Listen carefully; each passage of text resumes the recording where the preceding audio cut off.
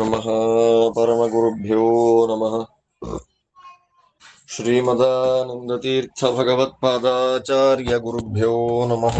ಹರಿ ಓಂ. ನಾರಾಯಣಂ ಸುರಗುರುಂ ಜಗದೇಕನಾಥಂ ಭಕ್ತಪ್ರಿಯಂ ಸಕಲಲೋಕನಮಸ್ಕೃತಂ ಚ ತ್ರೈಗುಣ್ಯವರ್ಜಿತಮಜಂ ವಿಭುಮಾದ್ಯಮೀಶಂ ವಂದೇ ಭವಘ್ನಂ ಅಮರಾಸುರಸಿದ್ಧವಂದ್ಯಂ ನಾರಾಯಣಂ ನಮಸ್ಕೃತ್ಯ ನರಂ ಚೈವ ನರೋತ್ತಮಂ ದೇವೀಂ ಸರಸ್ವತೀಂ ವ್ಯಾಸಂ ತತೋ ಜಯಮುದೀರಯೇ. ಹರಿ ಓಂ. ಕುಂತಿ ಮತ್ತು ಕರ್ಣ, ಕೃಷ್ಣ ಮತ್ತು ಕರ್ಣ ಅವರಿಬ್ಬರ ಸಂವಾದ. ಅಂದ್ರೆ ವೇದವ್ಯಾಸ ದೇವರ ಕಥೆಯನ್ನ ಹೇಳುವ ಶೈಲಿ ಎಷ್ಟು ಚೆನ್ನಾಗಿದೆ ನೋಡಿ. ಅವರ ಅದ್ಭುತವಾಗಿರ್ತಕ್ಕಂತಹ ಒಂದು ಪಾತ್ರಗಳನ್ನ ಪರಿಚಯ ಮಾಡಿಕೊಡೋದು. ಅಂದ್ರೆ ನಾವು ಕರ್ಣನ ದುಷ್ಟ ದುಷ್ಟ ದುಷ್ಟ ದುಷ್ಟ ಅಂತ ನೋಡಿದ್ರೆ ಅವನು 100% ದುಷ್ಟ ಅಲ್ಲ ಅಂತ ತೋರಿಸ್ಕೊಡ್ತಾರೆ ವ್ಯಾಸರು. ಪರಿಪೂರ್ಣವಾಗಿರುವಂತಹ ದುಷ್ಟತನ ಅವನಲ್ಲಿಲ್ಲ, ಪಾರ್ಶಿಯಲಿ ಅವನಲ್ಲಿ ದುಷ್ಟನ ಆವೇಶ. ಸಾತ್ವಿಕನಾದ ಕರ್ಣನ ಬಾಯಲ್ಲಿ ಎಂಥ ಮಾತು ಬರುತ್ತೆ, ಅವನ ಜ್ಞಾನ ಹೇಗಿದೆ, ಅವನ ಮನಸ್ಸಿನಲ್ಲಿ ಏನಿದೆ ಅನ್ನೋದೆಲ್ಲ ನಮ್ಗೆ ತೋರಿಸ್ಕೊಟ್ರಿ ಕೃಷ್ಣ ಮತ್ತು ಕರ್ಣನ ಸಂವಾದದಲ್ಲಿ. ಅಂದ್ರೆ ಪ್ರತಿಯೊಬ್ಬರ ಮನಸ್ಸಿನಲ್ಲೂ ಈ ತರ ಎರಡಿರತ್ತೆ. ತೊಳಲಾಟ ಅಂತೀವಿ, ಕನ್ಫ್ಯೂಷನ್ಸ್. ಏನ್ ಮಾಡ್ಬೇಕು ನಾವು? ಸಪೋರ್ಟ್ ಮಾಡ್ಬೇಕಾ ಬಿಡ್ಬೇಕಾ? ಅವ್ರ ಪಾರ್ಟಿ ಹೋಗ್ಬೇಕಾ ಬಿಡ್ಬೇಕಾ? ಒಳ್ಳೆಯವರು ಅಂತ ಗೊತ್ತಿದೆ, ಬಟ್ ನನ್ನ ಪಾರ್ಟಿ ತಪ್ಪು ಅಂತ ಗೊತ್ತಿದ್ದು ಬಿಡ್ಲಿಕ್ಕೆ ಆಗ್ತಿಲ್ಲ. ಬಂಧ ಕೃಷ್ಣ ಅಂತಾನೆ. ಅವಾಗ ನೀನ್ ಹೇಗ್ ರಿಯಾಕ್ಟ್ ಮಾಡ್ತಿ ಅದ್ರ ಮೇಲೆ ನಿನ್ ಸಾಧನೆ ಹೋಗುತ್ತೆ ಅಂತ. ಅದು ಅವರವರ ಪರ್ಸನಲ್. ಅದು ಆ ರಿಯಾಕ್ಷನ್ ಅನ್ನೋದು ಅವರವರ ಪರ್ಸನಲ್. ಅದು ಹೇಳಿ ಬರೋದಲ್ಲ, ಹೇಳಿಕೊಟ್ಟು ಬರೋದಲ್ಲ. ಆದ್ದರಿಂದ ಅವನು ವಾಪಸ್ಸು ಹೋದ ಮೇಲೆ ಈ ಕಡೆಯಲ್ಲಿ ಕೃಷ್ಣ ಬಂದ ಅಂತ ಈ 4 ಅಧ್ಯಾಯಗಳಲ್ಲಿ ಹೇಳಿದ ಪ್ರಮೇಯಗಳನ್ನೇ ನಿರೂಪಣೆಯನ್ನು ಮಾಡ್ತಾರೆ. ಆದ್ದರಿಂದ ಆ ಶ್ಲೋಕಗಳನ್ನು ಹೇಳೋದು ಬೇಡ, ಅರ್ಥಾನುಸಂಧಾನವನ್ನ ಮಾತ್ರ ಮಾಡ್ತೇನೆ. ಆದ ಕಥೆಯನ್ನ ಹೇಳ್ತಾ ಇದ್ದಾರೆ. ಆದ್ದರಿಂದ ಕೃಷ್ಣ ಏನ್ ಮಾಡ್ದ, ಹಸ್ತಿನಾವತಿಯಿಂದ ಉಪಪ್ಲಾವ್ಯಕ್ಕೆ ಬಂದ. ಅಲ್ಲಿ ಏನಾಯ್ತು, ಆ ಸಭೆಯಲ್ಲಿ, ಆ ಮೀಟಿಂಗ್ ನಲ್ಲಿ ಏನಾಯ್ತು ಅನ್ನೋದನ್ನ ಹೇಳ್ತಾ ಹೇಳ್ತಾ ಹೇಳ್ತಾ ತುಂಬಾ ಸಮಯ ಮಾತಾಡಿ ಮೀಟಿಂಗ್ ಗಳನ್ನು ಮಾಡಿ ರೆಸ್ಟ್ ತಗೊಳ್ಬೇಕು ಅಂತ ಹೊರಟ ಭಗವಂತ. ಸರಿ, ಇನ್ನೇನು ಸೂರ್ಯಾಸ್ತ ಆಗ್ತಾ ಇದೆ, ಸಂಧ್ಯಾ ವಂದನೆಗಳು ಮಾಡಬೇಕು. ನೋಡಿ ಹೇಗಿರುತ್ತೆ, ರೆಸ್ಟ್ ತಗೊಳ್ತಾ ಇದ್ದಾರೆ. ಸರಿ, ಪಾಂಡವರು ಸಂಧ್ಯಾಂ ಉಪಾಸ್ಯ ಸಾಯಂಕಾಲದ ಸಂಧ್ಯಾ ವಂದನೆಯನ್ನ ಮಾಡಿ ಅಲ್ಲಿದ್ದಂತಹ ಎಲ್ಲ ರಾಜರುಗಳನ್ನ ಕಳಿಸಿ ಕೃಷ್ಣದೇವರನ್ನೇ ಆಲೋಚನೆ ಮನಸ್ಸಿನಲ್ಲಿ. ಏನಾಯ್ತು, ಏನ್ ಕಥೆ, ಏನೇನು ಮಾತುಕತೆಗಳು ನಡೆದಿದೆ ಅಲ್ಲಿ, ಕೃಷ್ಣದೇವರ ಬಗ್ಗೆನೇ ಆಲೋಚನೆಯನ್ನ ಮಾಡ್ತಾ ಮಾಡ್ತಾ ಮಾಡ್ತಾ ಮಾಡ್ತಾ ಮತ್ತೆ ಪುನಃ ವಾಪಸ್ ಕರೆಸ್ಕೊಂಡ್ರು ಕೃಷ್ಣನನ್ನ. ಏನಾಯ್ತಲ್ಲಿ ಅಂತ ಕೇಳಲಿಕ್ಕೆ. ಧರ್ಮರಾಜ ಕೇಳ್ತಾನೆ, ಕೃಷ್ಣ ಏನಾಯ್ತಪ್ಪ, ದುರ್ಯೋಧನನಿಗೆ ನೀನೇನ್ ಹೇಳಿದೆ, ಏನ್ ಉತ್ತರ ಕೊಟ್ಟ ಹೇಳು ಅಂತ ಕೇಳ್ದ. ಕೃಷ್ಣ ಅಂತಾನೆ, ನಾನು ಹೇಳದ್ನಪ್ಪ, ನಾನು ಹೇಳಿದ ಯಾವ ಮಾತನ್ನು ತಲೆಗೆ ಹಾಕೊಳ್ಳಿಲ್ಲ. ಅವನ್ ತಲೆ ಕೆಟ್ಟೋಗಿದೆ, ಬುದ್ಧಿ ಹಾಳಾಗಿದೆ.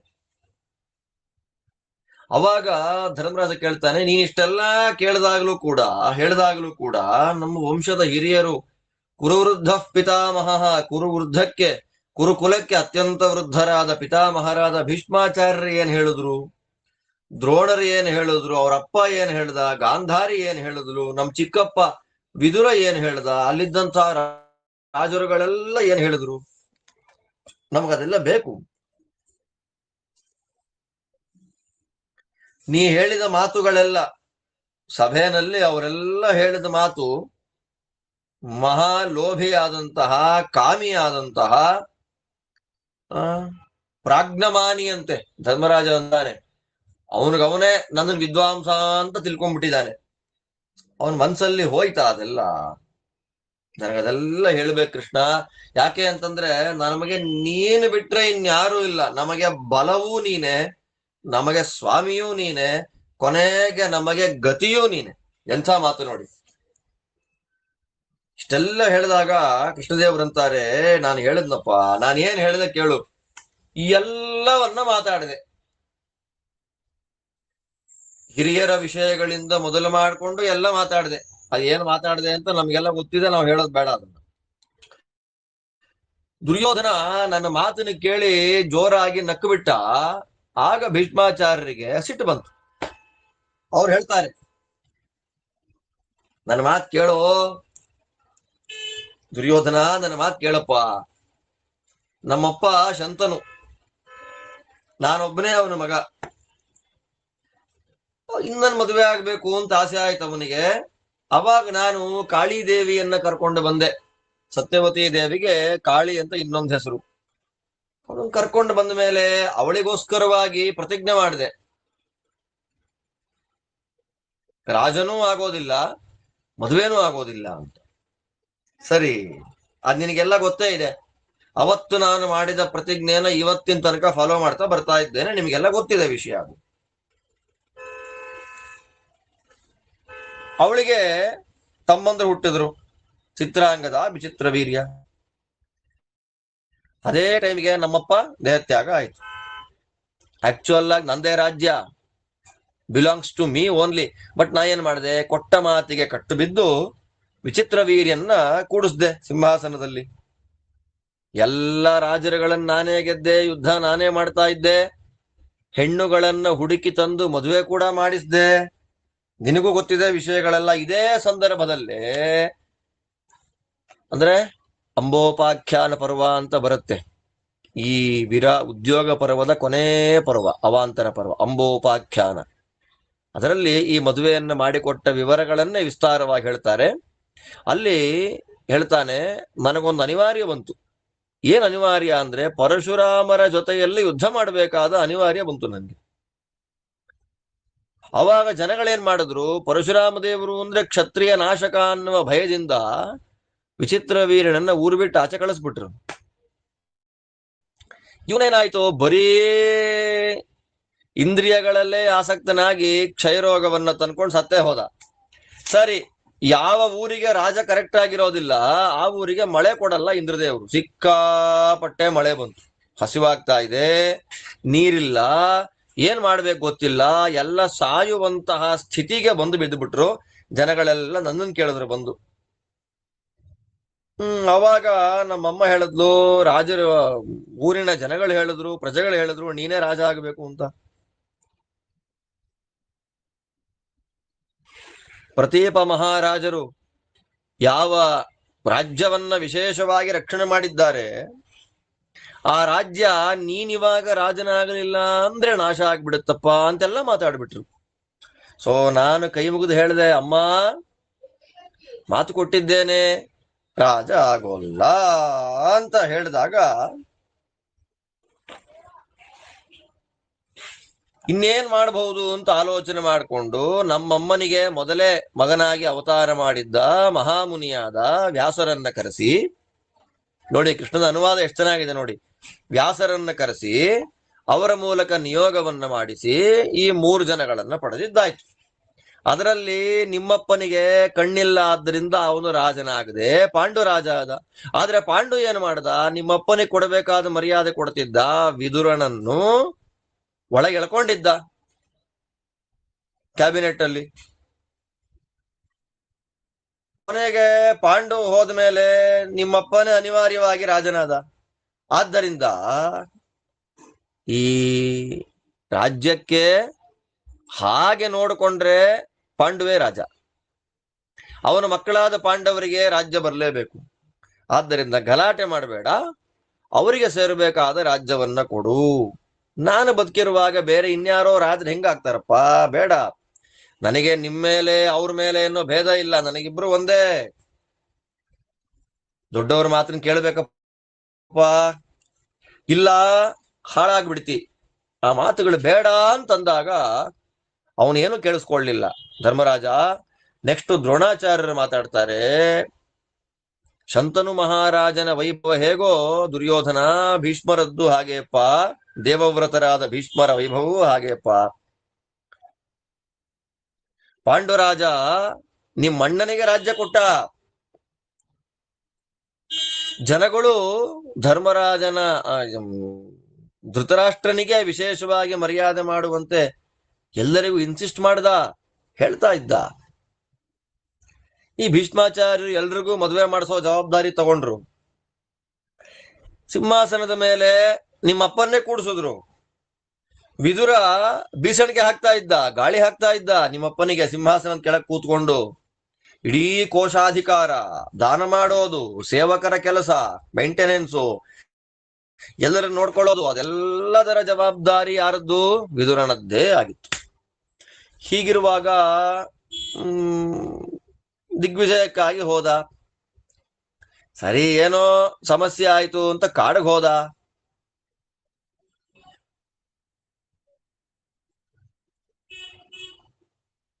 ಸತ್ತ. ನೀನು ಅದೇ ವಂಶದಲ್ಲಿ ಬಂದಿದ್ಯಾ ಅಲ್ವಾ, ಹೇಗ್ ಮೋಸ ಮಾಡ್ತಿ?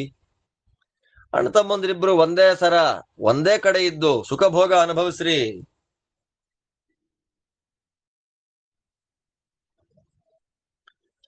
ನಾನಿದೆಲ್ಲ ಈ ದ್ರೋಣಾಚಾರ್ಯ ಹೇಳೋ ಮಾತು. ನಾನಿದೆಲ್ಲ ಹೇಳ್ತಾ ಇರೋ ಉದ್ದೇಶ ಏನ್ ಗೊತ್ತೇನಪ್ಪ? ದುಡ್ಡು ಕೊಡ್ತಾರೆ, ನನಗೇನೋ ಸಿಕ್ಬಿಡುತ್ತೆ, ನನಗೇನೋ ಪೊಸಿಷನ್ ಬರುತ್ತೆ, ಏನಿಲ್ಲ. ಭೀಷ್ಮಾಚಾರ್ಯರು ನನಗೇನು ಅನ್ನ ಕೊಟ್ರು, ಅದರಿಂದ ನಾನು ಬದುಕಿದ್ದೇನೆ. ಭೀಷ್ಮೇಣ ದತ್ತಮಷ್ಣಾಮಿ ನತ್ವಯ. ನೀನು ಕೊಟ್ಟ ಅನ್ನ ತಿಂತಾ ಇಲ್ಲಪ್ಪ, ನನ್ನನ್ನ ಇಲ್ಲಿಗೆ ಕರೆದುಕೊಂಡು ಬಂದವರು ಭೀಷ್ಮರು. ಅನ್ನಕ್ಕೆ ವ್ಯವಸ್ಥೆ ಮಾಡ್ತೇನೆ ಅಂದಿದ್ದಕ್ಕೆ ನಾನಿಲ್ಲಿ ಬಂದೆ. ಆದ್ದರಿಂದ ನನಗೇನು ನಿನಗೆ ಫೇವರ್ ಮಾಡಿ ನೀನ್ ನನಗೆ ದಕ್ಷಿಣೆ ಕೊಡ್ತೀಯಾ, ಅನ್ನ ತಿಂತ, ನನಗದೇನಿಲ್ಲ. ನನಗೆ ಭೀಷ್ಮಾಚಾರ್ಯ ಇದ್ದಾರೆ. ಎಂಥ ಮಾತು ನೋಡಿ.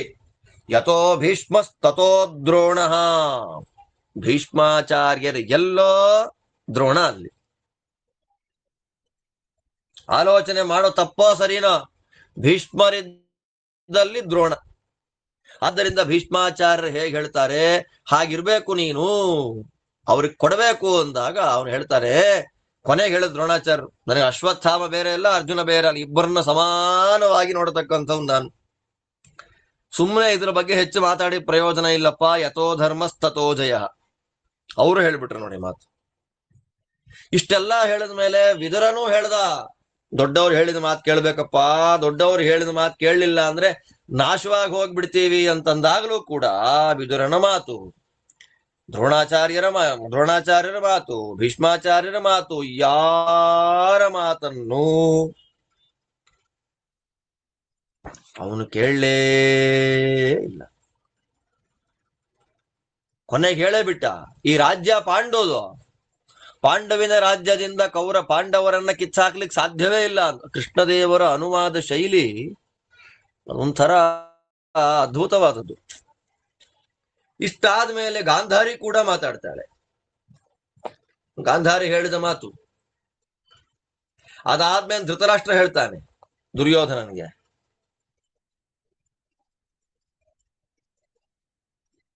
ನಮ್ ಚಂದ್ರವಂಶ, ನಹುಷ ರಾಜ, ನಹುಷನ ಮಗ ಯಯಾತಿ, ಚಂದ್ರನಿಂದ ಕರೆಕ್ಟಾಗಿ 6ನೇವನು. ಸೋಮಾದ್ ಬಭೂವ ಷಷ್ಠೋಯಂ ಯಯಾತಿರ್ನಹುಷಾತ್ಮಜ. ಚಂದ್ರನಿಂದ ಕರೆಕ್ಟಾಗಿ 6ನೇವನು ಯಯಾತಿ. ಅವನಿಗೆ 5 ಜನ ಮಕ್ಕಳು. ಅದರಲ್ಲಿ ದೊಡ್ಡವನು ಯದು, ಅದರಲ್ಲಿ ಕೊನೆಯವನು ಪುರು, ಅವನೇ ನಮ್ಮ ರಾಜ, ಶರ್ಮಿಷ್ಠಯ ಮಗ. ಯದು ದೇವಯಾನಿ ಮಗ, ಶುಕ್ರಾಚಾರ್ಯರ ಮೊಮ್ಮಗ ಅವನು. ಯಾವ್ದವರ ಅದ್ಭುತವಾದ ವಂಶ ಅಲ್ಲಿಂದ ಬಂತು. ಆದ್ರೆ ಅವನೇನ್ ಮಾಡ್ತಿದ್ದ, ಅಪ್ಪನ ಮಾತು ಕೇಳಲಿಲ್ಲಂತೆ. ಅದಕ್ಕೆ ಅವನೇನ್ ಮಾಡಿದ್ರು, ಪುರುವನ್ನ ಬಿಟ್ಟು ಮಿಕ್ಕ ಎಲ್ಲರನ್ನ ಹೊರಗೆ ಕಳಿಸ್ಬಿಟ್ರು. ಆಕ್ಚುಯಲ್ ಆಗಿ ಹಸ್ತಿನಾವತಿಯನ್ನ ಪರಿಪಾಲನೆ ಮಾಡ್ತಾ ಇದ್ದು, ಹಸ್ತಿನಾವತಿನಲ್ಲಿ ವಾಸ ಮಾಡ್ತಾ ಇದ್ದವನು ಯದುವೇ.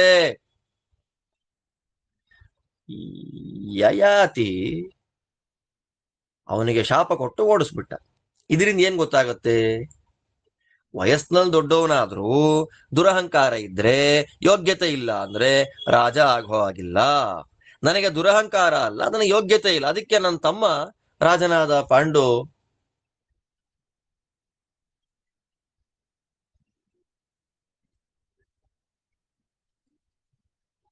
ಹಾಗೆ ಆ ವಂಶದಲ್ಲಿ ಪ್ರತೀಪ ಬರ್ತಾನೆ. ಆ ಪ್ರತೀಪನಿಗೆ ದೊಡ್ಡ ಮಗ ದೇವಾಪಿ, ಎರಡನೇವನ ಬಾಲ್ಹಿಕ, ಮೂರನೇವನ ಶಂತನು. ಬಟ್ ದೇವಾಪಿಗೆ ದೋಷ ಇತ್ತು, ಚರ್ಮ ದೋಷ ಇತ್ತು. ಬಟ್ ಎಲ್ಲರಿಗೂ ಬೇಕಾಗಿದ್ದ. ದೇವಾಪಿ ಮೇಲೆ ಯಾರಿಗೂ ಬೇಜಾರಿಲ್ಲ, ಎಲ್ಲರಿಗೂ ಬೇಕಾದವನು. ಆದರೆ ಚರ್ಮ ದೋಷ ಇದ್ದದ್ದಕ್ಕೆ ಹೊರಗೆ ಕಳಿಸ್ಬಿಟ್ರು. ಶಂತನು ಬಾಲ್ಹಿಕ ದೇಶಕ್ಕೆ ಹೋದ. ಶಂತನುವಾದ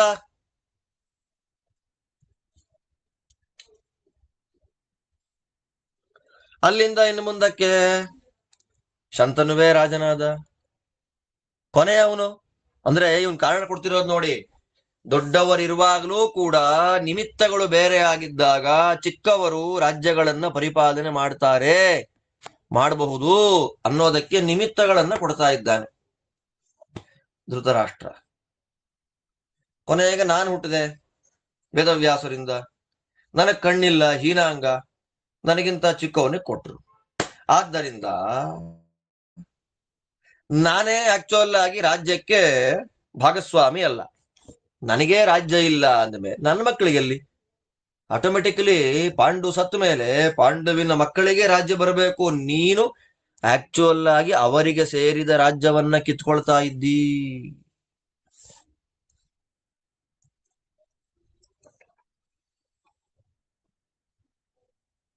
ಬಿಟ್ಟು ಬಿಡೋದನ್ನ. ಅವ್ರ ಅರ್ಧ ಕೊಡು, ಇನ್ ಅರ್ಧ ನೀನ್ ಇಟ್ಕೋ, ಸಂತೋಷವಾಗಿರಬಹುದು, ಯಾವ ಟೆನ್ಷನ್ನೂ ಇಲ್ಲ. ನಿನಗೂ ನಿನ್ ತಮ್ಮಂದ್ರಿಗೂ ಬದುಕಲಿಕ್ಕೆ ಬೇಕಾದಷ್ಟಾಯ್ತು. ತಥೋ ಅವಶೇಷಂ ತವ ಜೀವಿತಸ್ಯ. ಪಾಪ ಎಲ್ಲ ಹೇಳ್ತಾರೆ ನೋಡ್ರಿ. ಭೀಷ್ಮ, ದ್ರೋಣ, ವಿದುರ, ಗಾಂಧಾರಿ, ಧೃತರಾಷ್ಟ್ರ ಈ ಎಲ್ಲ ಹೇಳ್ತಿದ್ರು. ಅವರ ಮಾತನ್ನೆಲ್ಲ ಧಿಕ್ಕಾರ ಮಾಡಿ, ತಿರಸ್ಕಾರ ಮಾಡಿ ಎದ್ದೇ ಹೋಗ್ಬಿಟ್ಟ. ಇವತ್ತೇ ಕುರುಕ್ಷೇತ್ರಕ್ಕೆ ಹೋಗ್ಬಿಡಿ, ಯುದ್ಧ ಮಾಡ್ಲಿಕ್ಕೆ ರೆಡಿ ಆಗ್ರಿ ಅಂತ ಮಾತಾಡ್ಬಿಟ್ಟ. 11 ಅಕ್ಷೋಹಿಣಿ ಸೈನ್ಯ. ಆ ಸೈನ್ಯ ನಾಯಕರಾಗಿ ಭೀಷ್ಮಾಚಾರ್ಯರು. ಆದ್ದರಿಂದ ರೆಡಿ ಆಗ್ಬಿಟ್ಟಿದ್ದಾರೆ ಧರ್ಮರಾಜ. ನಾವೇನ್ ಮಾಡ್ಬೇಕೋ ಅದನ್ನ ಅನಿವಾರ್ಯವಾಗಿ ನಾವೀಗ ಮಾಡ್ಲೇಬೇಕು.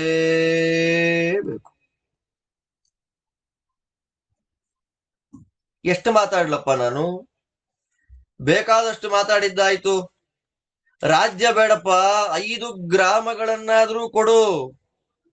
ನಿಮ್ಮಪ್ಪನಿಗೆ ಪಾಂಡವರನ್ನ ಕಾಪಾಡಬೇಕಾದ ಕರ್ತವ್ಯ ಇದೆ, 5 ಗ್ರಾಮಗಳಾದ್ರೂ ಕೊಡ್ರಿ ಅಂತಂದೆ. ಸೂಚಿ ಮೊನೆಯಷ್ಟು ಜಾಗವನ್ನ ಕೊಡೋಲ್ಲ ಅಂತಲೇ ಹೇಳಿದ್ದಾರೆ. ಯುದ್ಧಕ್ಕೆ ರೆಡಿಯಾಗಿದ್ದಾರೆ. ಯುದ್ಧಕ್ಕೆ ರೆಡಿಯಾಗಿ ಅವರೆಲ್ಲ ಈಗ ಸ್ಪಷ್ಟವಾಗಿ ಕುರುಕ್ಷೇತ್ರಕ್ಕೆ ಹೋಗಿ ನಿಂತು ಬಿಟ್ಟಿದ್ದಾರೆ ಯುದ್ಧ ಮಾಡಲಿಕ್ಕೆ. ಬಾಣ ರೆಡಿ ಆಗೋಗಿದೆ. ಆದ್ದರಿಂದ ಧರ್ಮಜ, ವಿತೌಟ್ ವಾರ್, ಯುದ್ಧವಿಲ್ಲದೆ ಅವರು ರಾಜ್ಯವನ್ನ ಕೊಡೋದಿಲ್ಲ. ಆದ್ದರಿಂದ ನಮ್ಮ ಕಣ್ಣಿಗೆ ಕಾಣ್ತಾ ಇರತಕ್ಕ ಎಲ್ಲ ಸಂಘಟನೆಗಳು ವಿನಾಶವನ್ನೇ ತೋರಿಸ್ತಾ ಇದೆ. ಇಟ್ ಇಂಡಿಕೇಟ್ಸ್ ಮರಣ. ಆದ್ದರಿಂದ ನಾವು ಯುದ್ಧ ಮಾಡಬೇಕಾದ್ದು ಕರ್ತವ್ಯ ಅಂತ ಕೃಷ್ಣ ಅಲ್ಲಿ ನಡೆದ ಎಲ್ಲ ಅನುವಾದ ನೋಡಿ. ಹೀಗೆ ಅನುವಾದ ಮಾಡುವಾಗ ಅವನು ಬಿಟ್ಟಿದ್ದೇನು ಅಂದ್ರೆ, ನನ್ನನ್ನ ಕಟ್ಟಾಕ್ಬೇಕು ಅಂತ ನೋಡಿದ್ರು, ನಾನು ಅವರಿಗೆ ನನ್ನ ವಿಶ್ವರೂಪ ದರ್ಶನವನ್ನ ಮಾಡಿಸಿ ಬಿಟ್ಟೆ. ಅದೊಂದು ಹೇಳಲಿಲ್ಲ ನೋಡಿ. ಅಂದ್ರೆ ದೂತನಾಗಿ ಹೋಗಿ ಬರುವಾಗ ಹೇಗೆಲ್ಲ ಮಾತಾಡ್ಬೇಕು ಅನ್ನೋದನ್ನ ಭಗವಂತ ಪಾಠ ಮಾಡ್ತಾನೆ. ನಾನು ಹಾಗೆ ಮಾಡಿದೆ, ನಾನು ಹೀಗೆ ಮಾಡಿದೆ ಹೇಳಲೇ ಇಲ್ಲ. ಮುಖ್ಯವಾದ ಸಬ್ಜೆಕ್ಟ್ ಅದೇ. ನನ್ಗವ್ರಿಗೆ ಊಟ ಹಾಕ್ಲಿಲ್ಲ, ನಾನು ಅವ್ರಿಗೆ ಊಟ ಮಾಡ್ಲಿಲ್ಲ, ಬಿದ್ರ ಮನೆಗೆ ಹೋಗಿ ಹಾಲುವನ್ನ ತಿಂದೆ, ಅದೆಲ್ಲ ತಗೊಂಡು ಏನಾಗ್ಬೇಕಾಗಿದೆ ಈಗ? ಮುಖ್ಯವಾಗಿ ಬೇಕಾದ್ದೇನು, ಏನ್ ಕೆಲಸ ಆಯ್ತು ಅಂತ, ಫೇಲ್ಯೋ ಸಕ್ಸಸ್ಸೋ ಅಂತ ನೋಡ್ಬೇಕಾಗಿದೆ. ಫೇಲ್ಯೂರು ಅಂತ ಆಯ್ತು, ಯುದ್ಧ ಮಾಡ್ಲೇಬೇಕು ಅಂತ ತೀರ್ಮಾನ ಆಗೋಯ್ತು. ಅಲ್ಲಿಗೆ 149 ಅಧ್ಯಾಯಗಳು ಮುಗೀತು. ಕೃಷ್ಣನ ಅನುವಾದ 4 ಅಧ್ಯಾಯಗಳಲ್ಲಿ ಬರುತ್ತೆ. ಅಲ್ಲಿಗೆ 149ನೇ ಅಧ್ಯಾಯ ಅದು ಮುಗಿಯತ್ತೆ. ವಿವಾದ ಪರ್ವದಲ್ಲಿ 11ನೇ ಅಧ್ಯಾಯ, ಜೊತೆಯಲ್ಲಿ ವಿವಾದ ಪರ್ವ ಮುಗೀತು. ಅಲ್ಲಿಂದ 150ನೇ ಅಧ್ಯಾಯ ನಾವು ಅನುಸಂಧಾನ ಮಾಡಬೇಕೀಗ. ಆ 150ನೇ ಅಧ್ಯಾಯದಿಂದ ಒಂದ್ 3-4 ಅಧ್ಯಾಯಗಳಲ್ಲಿ ಸೈನ್ಯ ನಿರ್ಯಾಣ ಪರ್ವ ಅಂತ. ಅಂದ್ರೆ ಯುದ್ಧಕ್ಕೆ ರೆಡಿಯಾಗಿ ಇನ್ನು ಹೊರಡೋದೆ, ಯುದ್ಧಕ್ಕೆ ಹೊರಟಿದ್ದೆ, ಆ ಕಥಾ ಭಾಗವನ್ನ, ಇತಿಹಾಸವನ್ನ ಹೇಳುವ ಭಾಗ. ವೈಶಂಪಾಯನರು ಹೇಳ್ತಾರೆ, ಜನಾರ್ದನ ವಚ ಶ್ರುತ್ವಾ ಕುಂತಿ ಪುತ್ರೋ ಯುಧಿಷ್ಠಿರ ಭ್ರಾತೃನುವಾಚ ಧರ್ಮಾತ್ಮ ಸಮಕ್ಷಂ ಕೇಶವಸ್ಯ ಶ್ರುತಂ ಭವದ್ಭಿರ್ಯದ್ವೃತ್ತಂ ಸಭಾಯಾಂ ಕುರು ಸಂಸದಿ ಕೇಶವಸ್ಯಾಪಿ ಯದ್ವಾಕ್ಯಂ ತತ್ಸರ್ವಂ ಅವಧಾರಿತಂ ತಸ್ಮಾತ್ ಸೇನಾ ವಿಭಾಗಂ ಮೇ ಕುರುಧ್ವಂ ನರಸತ್ತಮಾಃ ಅಕ್ಷೌಹಿಣ್ಯಶ್ಚ ಸಪ್ತೈತಾಃ ಸಮೇತಾ ವಿಜಯಾಯ ವೈ ತಾಸಾಂ ಯೇ ಪತಯಃ ಸಪ್ತ ವಿಖ್ಯಾತಾಸ್ತಾನ್ ನಿಬೋಧತ ದೃಪದಶ್ಚ ವಿರಾಟಶ್ಚ ಧೃಷ್ಟದ್ಯುಮ್ನ ಶಿಖಂಡಿನೌ ಸಾತ್ಯಕಿಶ್ಚೇಕಿತಾನಶ್ಚ ಭೀಮಸೇನಶ್ಚ ವೀರ್ಯವಾನ್ ಏತೆ ಸೇನಾ ಪ್ರಣೇತಾರೋ ವೀರಾಃ ಸರ್ವೇ ತನುತ್ಯಜಃ ಸರ್ವೇ ವೇದವಿದಃ ಶೂರಾಃ ಸರ್ವೇ ಸುಚರಿತೌ ವ್ರತಾಃ ಶ್ರೀಮಂತೋ ನೀತಿಮಂತಶ್ಚ ಸರ್ವೇ ಯುದ್ಧ ವಿಶಾರದಾಃ ಇಶ್ವಸ್ತ್ರಕುಶಲಾಶ್ಚೈವ ತಥಾ ಸರ್ವಾಸ್ತ್ರಯೋಧಿನಃ ಸಪ್ತಾನಾಮಪಿ ಯೋ ನೇತಾ ಸೇನಾನಾಂ ಪ್ರವಿಭಾಗವಿತ್ ಯಸ್ಸಹೇತರಣೇ ಭೀಷ್ಮಂ ಶರಾರ್ಚಿಃ ಪಾವಕೋಪಮಂ ತಂತಾವತ್ಸಹ ದೇವಾತ್ರ ಪ್ರಬ್ರೂಹಿ ಕುರುನಂದನ ಸ್ವಮತಂ ಪುರುಷವ್ಯಾಘ್ರ ಕೋನಃ ಸೇನಾಪತಿಃ ಕ್ಷಮಃ ಸಂಯುಕ್ತ ಏವ ಪುತ್ರೈಶ್ಚ ಕೋಶವಾಂಶ್ಚ ಮಹೀಪತಿಃ ಯಂ ಸಮಾಶ್ರಿತ್ಯ ಧರ್ಮಗ್ನಂ ಸ್ವವಂಶಂ ಅನುಯುಂಜ್ಮಹೇ ಮಾತ್ಸ್ಯೋ ವಿರಾಟೋ ಬಲವಾನ್ ಕೃತಾಸ್ತ್ರಿ ಯುದ್ಧ ದುರ್ಮದಃ ಪ್ರಸಹಿಷ್ಯತಿ ಸಂಗ್ರಾಮೇ ಭೀಷ್ಮಂ ತಾಂಶ್ಚ ಮಹಾರಥಾನ್ ತಥೋಕ್ತೆ ಸಹ ದೇವೇನ ವಾಕ್ಯೇ ವಾಕ್ಯ ವಿಶಾರದಃ ನಕುಲೋನಂತರಂ ತಸ್ಮಾದಿದಂ ವಚನಮಾದದೆ. ಕೃಷ್ಣನ ಮಾತು ಸ್ಪಷ್ಟ, ನೇರ, ನಿಖರ. ಅಲ್ಲಿ ಮುಗೀತು. ಏನ್ ಮಾಡಬೇಕು? ಧರ್ಮರಾಜ ಕೃಷ್ಣನ ಎದುರಿಗೆ, ನೋಡ್ರಿ, ಕೃಷ್ಣನ ಎದುರಿಗೆ ಎನ್ನುವಾಗ ಯಾವ ಶಬ್ದವನ್ನ ಪ್ರಯೋಗ ಮಾಡ್ತಾರೆ ಅಂದ್ರೆ ಸಂಹಾರಕ್ಕಾಗಿ ಕಾದು ಕುಳಿತ ಕೃಷ್ಣ ಜನಾರ್ದನ ಅಲ್ವಾ. ಭೂಭಾರ ಹರಣಕ್ಕಾಗೇ ಬಂದಿದ್ದಾನೆ. ಭೂಭಾರೋತ್ತಾರಣಾಯಚ ಅರ್ಘ್ಯ ಕೊಡ್ತೀವಲ್ಲ ನಾವು. ಭೂಭಾರಕ್ಕಾಗೇ ಬಂದವನು. ಭೂಭಾರದ ದೊಡ್ಡ ಅವಕಾಶ ಹೇಗ್ ಮಿಸ್ ಮಾಡ್ತಾನೆ ದೇವ್ರು. ಹೇಳಿದ್ರು, ತಮ್ಮಂದ್ರನ್ನೆಲ್ಲ ಕೇಳ್ತಾರೆ, ನೋಡ್ರಪ್ಪ ಆ ಸಭೆಯಲ್ಲಿ ಏನಾಯ್ತು, ಮೀಟಿಂಗ್ ಅಲ್ಲಿ ಔಟ್ಪುಟ್ ಏನು, ಇನ್ಪುಟ್ಸ್ ಏನು, ಎಲ್ಲವನ್ನ ನೀವು ಕೇಳಿದ್ರಿ. ಸರಿ, ನಮ್ಮ ಸೈನ್ಯದ ವಿಭಾಗಗಳನ್ನ ಮಾಡಬೇಕಾದ ನಮ್ ಕರ್ತವ್ಯ. ಅವ್ರು 11 ಅಂತ ಗೊತ್ತಾಗಿದೆ, ಅಕ್ಷೋಹಿಣಿಗಳು. ನಮ್ಮದು 7 ಸಾಕು. ಪಾಂಡವರಿಗೆ ಸಹಾಯ ಮಾಡಬೇಕು, ಪಾಂಡವರು ಗೆಲ್ಲಬೇಕು ಅಂತ ಅಪೇಕ್ಷೆ ಪಡುವ ಸೈನ್ಯದ ಸಂಖ್ಯೆ 7 ಅಕ್ಷೋಹಿಣಿ. ಈ 7 ಅಕ್ಷೋಹಿಣಿಗಳಿಗೆ ಕ್ರಮವಾಗಿ 7 ಜನ ನಾಯಕರಿದ್ದಾರೆ. ದೃಪದ ಇದ್ದಾನೆ, ವಿರಾಟ ಇದ್ದಾನೆ, ದೃಷ್ಟದ್ಯುಮ್ನ ಇದ್ದಾನೆ, ಶಿಖಂಡಿ, ಸಾತ್ಯಕಿ, ಚೇಕಿತಾನ, ಭೀಮ. ಇವರೆಲ್ಲರೂ ನಮಗೋಸ್ಕರವಾಗಿ ಪ್ರಾಣತ್ಯಾಗ ಮಾಡಲಿಕ್ಕೆ ರೆಡಿಯಾಗಿಂತಿರತಕ್ಕಂತಹ ಸೇನಾಧಿಪತಿಗಳು. ಇವರೆಲ್ಲ ವೇದಗಳನ್ನ ಓದ್ದವರು, ಒಳ್ಳೊಳ್ಳೆ ವ್ರತಗಳನ್ನ ಮಾಡಿದವರು, ತಪ್ಪು ಮಾಡಲಿಕ್ಕೆ ನಾಚಿಕೆ ಇದೆ, ಒಳ್ಳೆ ವೀರರು, ಶೂರರು, ನೀತಿಗಳನ್ನು ತಿಳಿದವರು, ಯುದ್ಧವನ್ನ ಮಾಡೋದ್ರಲ್ಲಿ ಒಳ್ಳೆ ಪ್ರಾವೀಣ್ಯ ಇದೆ, ಶಸ್ತ್ರಗಳನ್ನ ಹೇಗೆ ಪ್ರಯೋಗ ಮಾಡಬೇಕು ಅಂತ ಗೊತ್ತಿದೆ, ಅಸ್ತ್ರಗಳನ್ನು ಹೇಗೆ ಮಾಡಬೇಕು ಅಂತ ಗೊತ್ತಿದೆ, ಯಾವುದು ಮಾಡಿದ್ರೆ ತಪ್ಪಾಗತ್ತೆ, ಯಾವುದು ಮಾಡಿದ್ರೆ ತಪ್ಪಾಗಲ್ಲ ಅನ್ನುವ ವಿಷಯವನ್ನು ಚೆನ್ನಾಗಿ ತಿಳಿದಿದ್ದಾರೆ. ಎಲ್ಲ 100% ಜ್ಞಾನ ಇದೆ. ಆದ್ದರಿಂದ ಈ 7 ಜನ ಪ್ರಧಾನವಾದ ನಾಯಕರುಗಳನ್ನ ಕಮಾಂಡ್ ಮಾಡುವಂತಹ ಪ್ರಧಾನ ಸೇನಾಪತಿ ಯಾರಾಗಬೇಕು?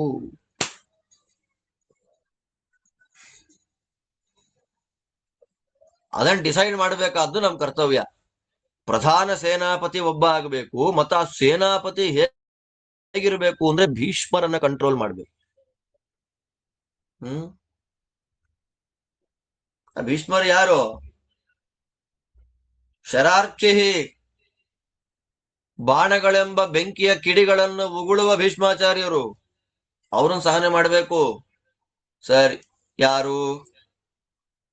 ಸೇನಾಪತಿ ಆಗ್ಲಿಕ್ಕೆ ಅಧಿಕ ಸರ್ವ ಸೇನಾಧ್ಯಕ್ಷ ಯಾರಾಗಬೇಕು ನೀವು ಹೇಳ್ರಿ ಅಂದಾಗ ಸಹದೇವ ಅಂತಾನೆ, ಅಣ್ಣ ನಾವು ಯಾರನ್ನ ಆಶ್ರಯ ಮಾಡಿಕೊಂಡು 1 ವರ್ಷ ಒಳ್ಳೆ ಊಟ ತಿಂಡಿ ಕೊಟ್ಟು ನಮ್ಮನ್ನು ನೋಡ್ಕೊಂಡು ಮತ್ಸ್ಯರಾಜನಾದ ವಿರಾಟನೇ ನಮಗೆ ಸೇನಾಧಿಪತಿ ಆಗ್ಲಿ. ಕೌರವ ಸೈನ್ಯದಲ್ಲಿ ಸೇನಾಧಿಪತಿಗಳಾಗಿದ್ದಾರಲ್ಲ ಭೀಷ್ಮರು, ದ್ರೋಣರೇ ಮೊದಲಾದ ಅತಿರಥ ಮಹಾರಥರುಗಳು, ಅವ್ರನ್ನೆಲ್ಲ ಕಂಟ್ರೋಲ್ ಮಾಡುವ ಸಮರ್ಥ ವಿರಾಟ ಅಂತ ನನ್ನ ಅಭಿಪ್ರಾಯ. ನಾ ಹೇಳ್ಬಿಡ್ತೇನೆ. ಯಾವಾಗ ಸಹದೇವ ಹೀಗಂದ ನಕುಲ ಅಂತಾನೆ, ಅಂದ್ರೆ ಅವರವರ ಒಪಿನಿಯನ್ ನೋಡಿ. ಧರ್ಮರಾಜ ನಾನು ಹೇಳಿದ್ದೇ ಆಗಬೇಕು ಅಂತ ಹೇಳಿಲ್ಲ, ಕೊನೆಗೆ ಡಿಸಿಷನ್ ಮೇಕರ್ ಯಾರೋ ಅದವ್ರು ಮಾಡ್ತಾರೆ, ಬಟ್ ಒಪಿನಿಯನ್ ಎಲ್ರನ್ನ ಕೇಳಬೇಕು.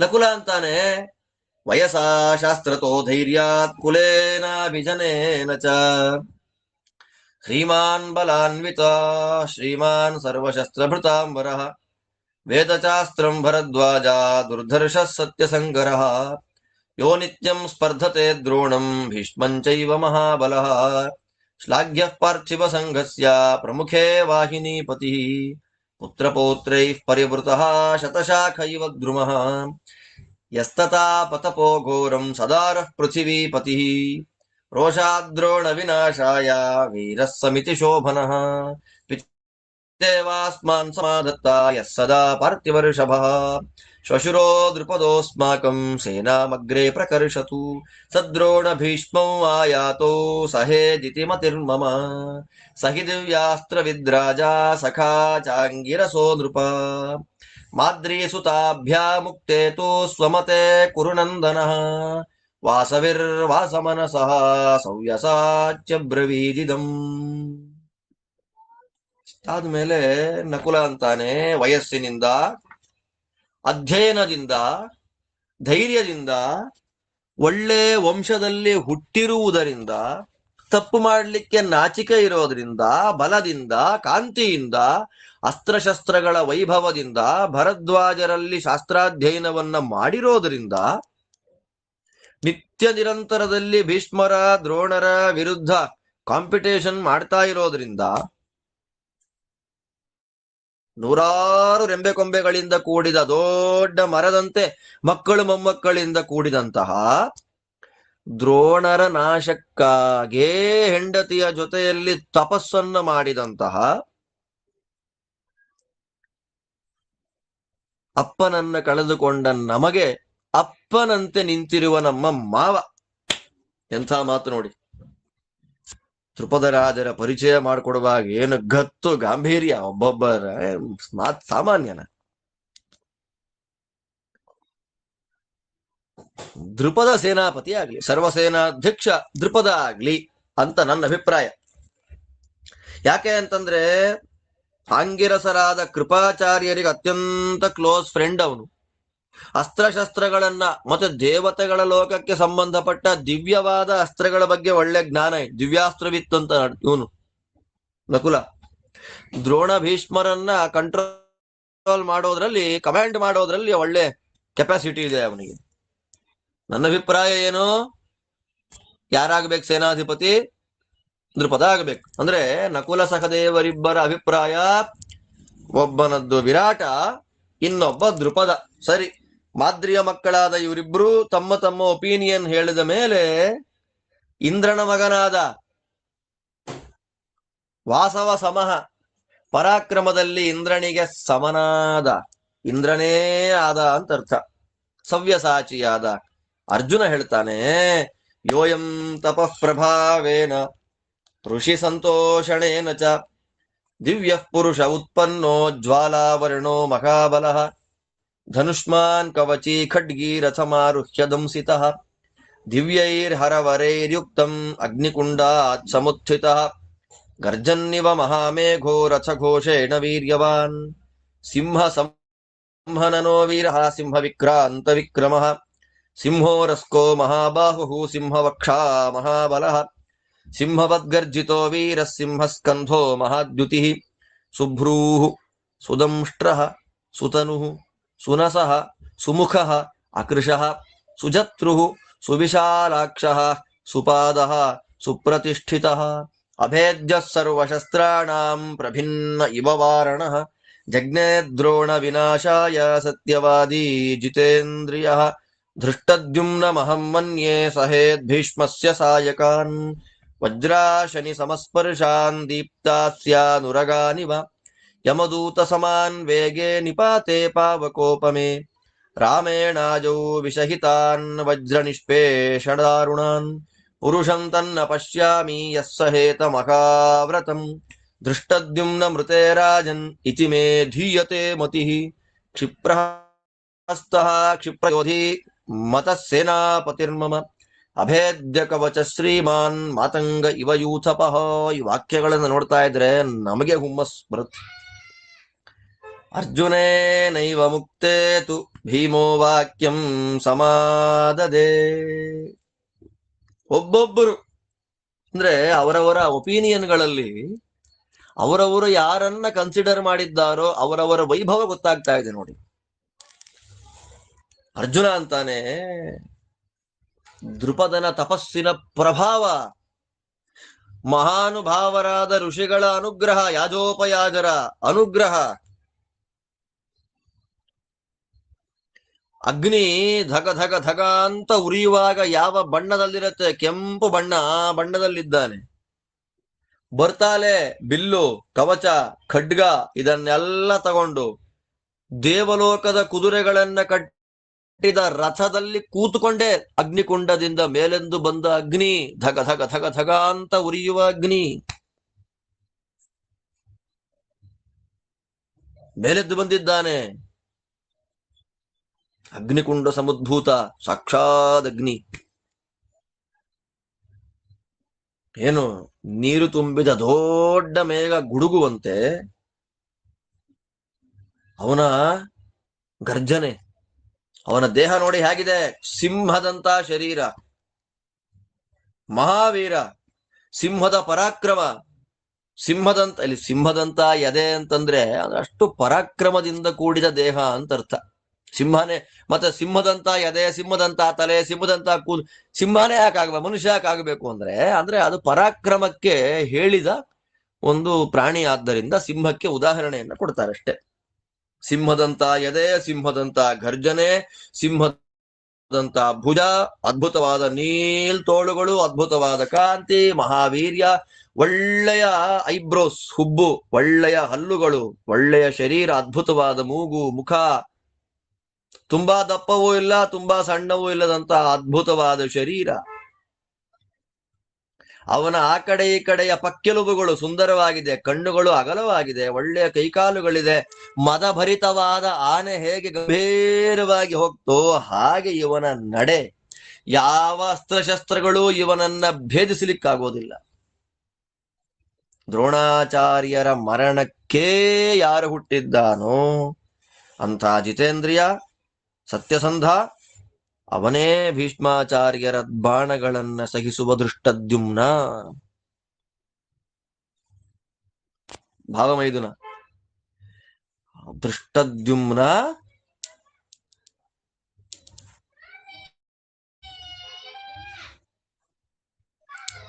ಸೇನಾಪತಿಯಾಗ್ಲಿ ಅಂತ ಅಣ್ಣ ನನ್ನ ಅಭಿಪ್ರಾಯ. ಯಾಕೆ ಅಂದ್ರೆ ಭೀಷ್ಮಾಚಾರ್ಯರು ಅವರು ಬಾಣ ಬಿಡೋದಲ್ಲ, ಯಮದೂತರನ್ನು ಕಳಿಸೋದು.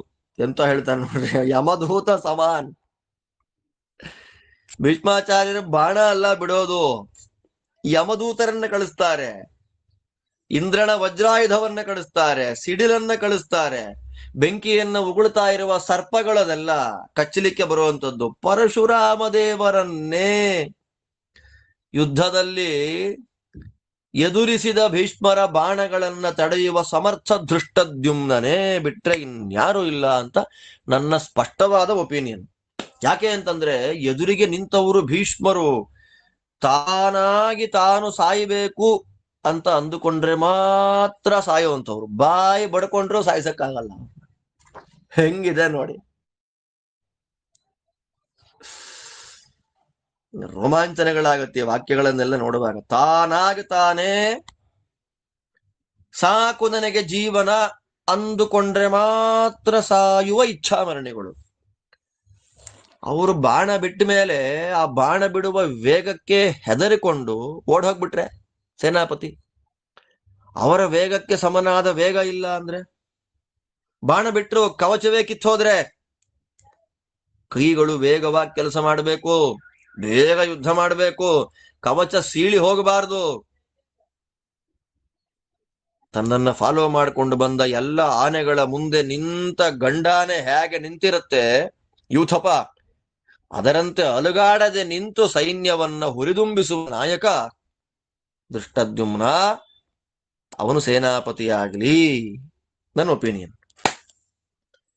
ಯಾವಾಗ ಅರ್ಜುನ ಹೀಗೆ ಹೇಳ್ದ, ಭೀಮಸೇನ ದೇವರು ಹೇಳ್ತಾರೆ, ಇನ್ನೊಬ್ಬನ ಮಹಾನುಭಾವನ ವೈಭವ ವಧಾರ್ಥಂ ಯಸ್ಸ ಮುತ್ಪನ್ನ ಶಿಖಂಡಿ ದೃಪದಾತ್ಮಜ ವದಂತಿ ಸಿದ್ಧ ರಾಜೇಂದ್ರ ಋಷಯಶ್ಚ ಸಮಾಗತಾಃ ಯಸ್ಯ ಸಂಗ್ರಾಮ ಮಧ್ಯೇಷು ದಿವ್ಯಮಸ್ತ್ರಂ ಪ್ರಕುರ್ವತಃ ರೂಪಂ ದ್ರಕ್ಷಂತಿ ಪುರುಷಾಃ ರಾಮಸ್ಯೇವ ಮಹಾತ್ಮನಃ ನತಂ ಯುದ್ಧೇ ಪ್ರಪಶ್ಯಾಮಿ ಯೋ ಯುಧ್ಯೇತ್ತು ಶಿಖಂಡಿನ ಶಸ್ತ್ರೇಣ ಸಮರೇ ರಾಜನ್ ಸನ್ನದ್ಧಂ ಸ್ಯಂದನೆ ಸ್ಥಿತಂ ದ್ವೈರಥೇ ವಿಷಹೇತಾಸೌ ಭೀಷ್ಮಂ ರಾಜನ್ ಮಹಾವ್ರತಂ ಶಿಖಂಡಿನ ಮೃತೆ ರಾಜನ್ನ ಮೇ ಸೇನಾಪತಿರ್ಮತಃ ಸರ್ವಸ್ಯ ಜಗತಸ್ತಾತ ಸಾರಾಸಾರಂ ಬಲಾಬಲಂ ಸರ್ವಂ ಜಾನಾತಿ ಧರ್ಮಾತ್ಮ ಗತಮೇತಚ್ಚ ಯಶ್ಯಚ್ಚ ಕೇಶವಃ ಯಮಾಹ ಕೃಷ್ಣೋ ದಾಶಾರ್ಹಃ ಸೋಸ್ತು ಸೇನಾಪತಿರ್ಮಮ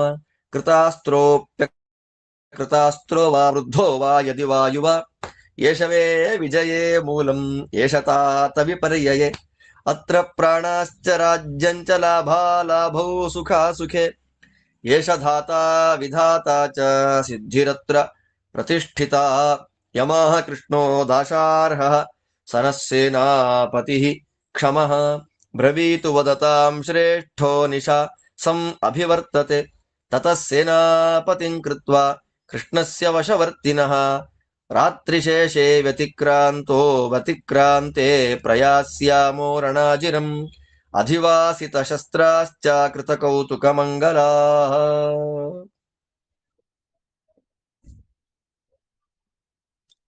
ತಸ್ಯ ತದ್ವಚನಂ ಶ್ರುತ್ವಾ ಧರ್ಮರಾಜಸ್ಯ ಧೀಮತಃ. ಏನು ವೈಭವದ ಒಬ್ಬೊಬ್ಬರು ಮಹಾನುಭಾವರು. ಅಬ್ರವೀತ್ ಪುಂಡರೀಕಾಕ್ಷೋ ಧನಂಜಯಮವೇಕ್ಷ.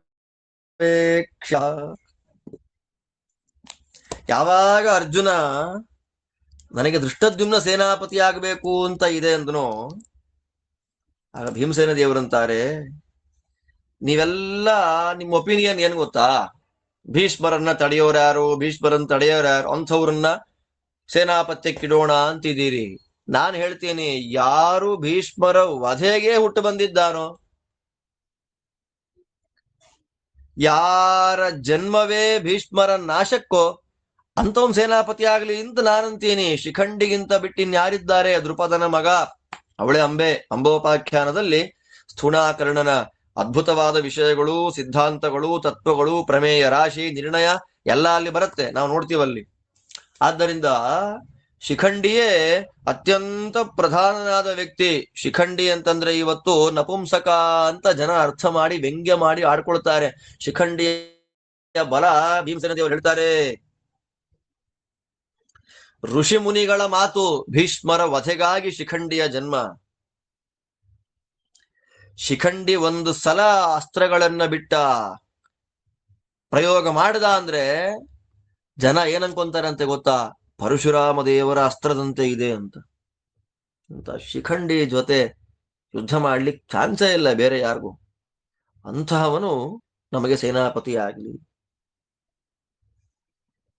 ಭೀಷ್ಮರನ್ನ ಎದುರುಗೊಂಡು ಯುದ್ಧ ಮಾಡುವ ಮಹಾಸಮರ್ಥ ಅವನೇ. ನನ್ನ ಒಪಿನಿಯನ್ ನಲ್ಲಿ ಸೇನಾಪತಿ ಆಗ್ಲಿಕ್ಕೆ ಅರ್ಹನಾದವನು ಶಿಖಂಡಿಯೇ. ಅಲ್ಲಿಗೆ 4 ಜನ ತಮ್ಮಂದ್ರು 4 ಕೇಳಿದ್ರು. ಸಹದೇವನಿಗೆ ಮತ್ಸ್ಯರಾಜ ವಿರಾಟ, ನಕುಲನಿಗೆ ಪಾಂಚಾಲದ ದೃಪದ, ಅರ್ಜುನನ ಪ್ರಕಾರ ಪಾಂಚಾಲದ ಯುವರಾಜನಾದ ದೃಷ್ಟದ್ಯುಮ್ನ, ಭೀಮಸೇನ ದೇವರ ಪ್ರಕಾರ ಅದೇ ಪಾಂಚಾಲ ರಾಜನಾದ ದೃಪದನ ಮಗನಾದ ಶಿಖಂಡಿ. ಧರ್ಮರಾಜ ಮಾತಾಡ್ತಾನೆ, ನಿಮ್ ಒಪಿನಿಯನ್ ನಾನು ಕೇಳ್ಬಿಟ್ನಪ್ಪ. ನನಗೆ ಕೃಷ್ಣ ಯಾರು ಹೇಳ್ತಾನೋ ಅವನೇ ಸೇನಾಧಿಪತಿ. ನೋಡಿ, ದೇವರ ಮೇಲೆ ಶರಣಾಗತಿ, ವಿಶ್ವಾಸ, ಅನಿರ್ವ್ಯಾಜವಾದ ಭಕ್ತಿ, ದೇವರ ಮೇಲೆ ಭಾರ ಹಾಕುವ ಕ್ರಮ, ಅನನ್ಯ ಭಾಕ್ತ್ವ ಅಂದ್ರೆ ಇದೆ. ನೆಕ್ಸ್ಟ್ ಬರುತ್ತೆ ಭೀಷ್ಮ ಪರ್ವದ ಗೀತೋಪದೇಶ ಪರ್ವದಲ್ಲಿ ದೇವರೇ ಹೇಳೋ ಮಾತು, ಅನನ್ಯಾಶ್ಚಿಂತಯಂತೋ ಮಾಂ ಯೇ ಜನಾ ಪರ್ಯುಪಾಸತೆ ತೇಷಾಂ ನಿತ್ಯಾಭಿಯುಕ್ತಾನಾಂ ಯೋಗಕ್ಷೇಮಂ ವಹಾಮ್ಯಹಂ. ನನ್ನನ್ನ ಅನನ್ಯವಾಗಿ ಅನುಸಂಧಾನ ಮಾಡುವ ನನ್ನಲ್ಲೇ ತಮ್ಮೆಲ್ಲ ಭಾರವನ್ನ ಹಾಕಿ ದೇವರೇ ಗತಿ, ಏನಾದ್ರೂ ಆಗ್ಲಿ ದೇವರೇ ಗತಿ ಅನ್ನುವವರನ್ನ ನಾನು ಕಾಪಾಡ್ತೇನೆ. ರಕ್ಷತೀತ್ಯೇವ ವಿಶ್ವಾಸ. ಧರ್ಮರಾಜನ ಶರಣಾಗತಿ ದೇವರಲ್ಲಿ ಹೇಗಿದೆ ಅಂದ್ರೆ, ಈ 4-5 ಶ್ಲೋಕಗಳನ್ನ ಕೇಳ್ರಿ, ರೋಮಾಂಚನ ಆಗ್ಬಿಡುತ್ತೆ, ಕಣ್ಣಲ್ಲಿ ನೀರು ಬಂದ್ಬಿಡುತ್ತೆ. ಎಲ್ಲವನ್ನ ತಿಳಿದವನು ಭಗವಂತ, ಸರ್ವ ಜಗತ್ತಿನ ಬಗ್ಗೆ ಗೊತ್ತು, ಸಾರಾಸಾರಗಳು, ಬಲಾಬಲಗಳು ಎಲ್ಲವನ್ನ, ಗತಂ ಯೇಷ್ಯಚ್ಚ ಯೇಷ್ಯತ್ ಭವಿಷ್ಯ, ಗತಂ ಭೂತ ಭವಿಷ್ಯಗಳನ್ನ, ಬಲಾಬಲಗಳನ್ನ, ಸಾರಾಸಾರವನ್ನ, ಸಕಲ ಧರ್ಮಗಳನ್ನ, ಈ ಎಲ್ಲವನ್ನೂ ತಿಳಿದವನು ಕೃಷ್ಣ. ಆದ್ದರಿಂದ ದಾಶಾರ್ಹ ವಂಶ ಕುಲ ತಿಲಕನಾದ ನಮ್ಮ ಸ್ವಾಮಿ ಯಾರು ಹೇಳ್ತಾನೋ, ಯಾರನ್ನ ತೋರಿಸ್ತಾನೋ, ಯಾರನ್ನ ಸೂಚನೆ ಮಾಡ್ತಾನೋ ಅವನೇ ನನಗೆ ಸೇನಾಪತಿ. ಅವನು ಅಸ್ತ್ರಗಳನ್ನ ತಿಳ್ಕೊಂಡಿರ್ಲಿ, ಅಸ್ತ್ರಗಳನ್ನ ತಿಳ್ಕೊಳ್ಳದೆ ಇರ್ಲಿ, ವಯಸ್ಸಾದ ವೃದ್ಧನಾಗ್ಲಿ, ವಯಸ್ಸಿನ ಯುವಕನಾಗ್ಲಿ, ನನಗದೆಲ್ಲ ಬೇಕಾಗಿಲ್ಲ. ಕೃಷ್ಣ ಒಬ್ಬನನ್ನ ತೋರಿಸ್ಕೊಟ್ರೆ ಸಾಕು. ಯಾಕೆ ಅಂತಂದ್ರೆ, ನಾವು ಗೆಲ್ಲಿ ನಾವು ಸೋಲ್ಲಿ ಎಲ್ಲಕ್ಕೂ ಮೂಲ ಕಾರಣ ಅವನೇ. ನಮ್ಮ ಪ್ರಾಣಗಳಿಗೆ ಸ್ವಾಮಿ, ನಮ್ಮ ರಾಜ್ಯ, ನಾವು ಜೀವನದಲ್ಲಿ ಪಡುವ ಸುಖಗಳು, ದುಃಖಗಳು, ಲಾಭ ಲಾಭ, ಜಯ ಜಯ, ಎಲ್ಲಕ್ಕೂ ಇವನೇ ನಮಗೆ ಧಾತ ನಾರಾಯಣ, ಇವನೇ ನಮಗೆ ವಿಧಾತ ಚತುರ್ಮುಖ ಬ್ರಹ್ಮ. ಎಂಥ ಮಾತು ನೋಡಿ. ನಮಗೇನು ಸಿದ್ಧಿ ಬರಲಿ, ಆ ಎಲ್ಲ ಸಿದ್ಧಿಗೂ ಸಿದ್ಧಿ ಸ್ವಾಮಿಯಾದವನು ಕೃಷ್ಣನೇ. ಆದ್ದರಿಂದ ಕೃಷ್ಣ ಯಾರನ್ನ ಸೇನಾಪತಿ ಅಂತ ಸೂಚನೆ ಮಾಡ್ತಾನೆ, ನನಗವನೇ ಸೇನಾಪತಿ. ಕೃಷ್ಣ ಹೇಳಪ್ಪ, ರಾತ್ರಿ ಆಗ್ತಾ ಇದೆ ಆಗ್ಲೇ. ಯಾಕೆ ಅಂದ್ರೆ, ನೀನು ಬೇಗ ಯಾರನ್ನ ಹೇಳ್ತೀಯೋ ಅವನನ್ನ ಸೇನಾಪತಿ ಮಾಡಿಬಿಟ್ಟು ರಾತ್ರಿ ಸ್ವಲ್ಪ ರೆಸ್ಟ್ ತಗೊಂಡು ಮುಗಿದ ಮೇಲೆ ಈ ಅಸ್ತ್ರಶಸ್ತ್ರಗಳ ಅಧಿವಾಸಗಳನ್ನ ಮಾಡಬೇಕಾಗುತ್ತೆ. ಮಾಡಿ ಕೃತಕೌತುಕ ಮಂಗಲಾಹ ಪುಣ್ಯಾಹ ವಾಚನ ನಾಂದಿ ಇತ್ಯಾದಿಗಳನ್ನೆಲ್ಲ ಮಾಡಿಕೊಂಡು ಬ್ರಾಹ್ಮಣರಿಂದ ಆಶೀರ್ವಾದವನ್ನು ಪಡ್ಕೊಂಡು ರಣಾಂಗಣಕ್ಕೆ ಹೋಗ್ಬೇಕಲ್ಲಪ್ಪ. ಶಿಬಿರಗಳು ರೆಡಿ ಆಗ್ಬೇಕು, ಅಡಿಗೆಯವ್ರಿಗೆ ಹೇಳಬೇಕು, ತುಂಬಾ ಕೆಲಸಗಳಿದೆ,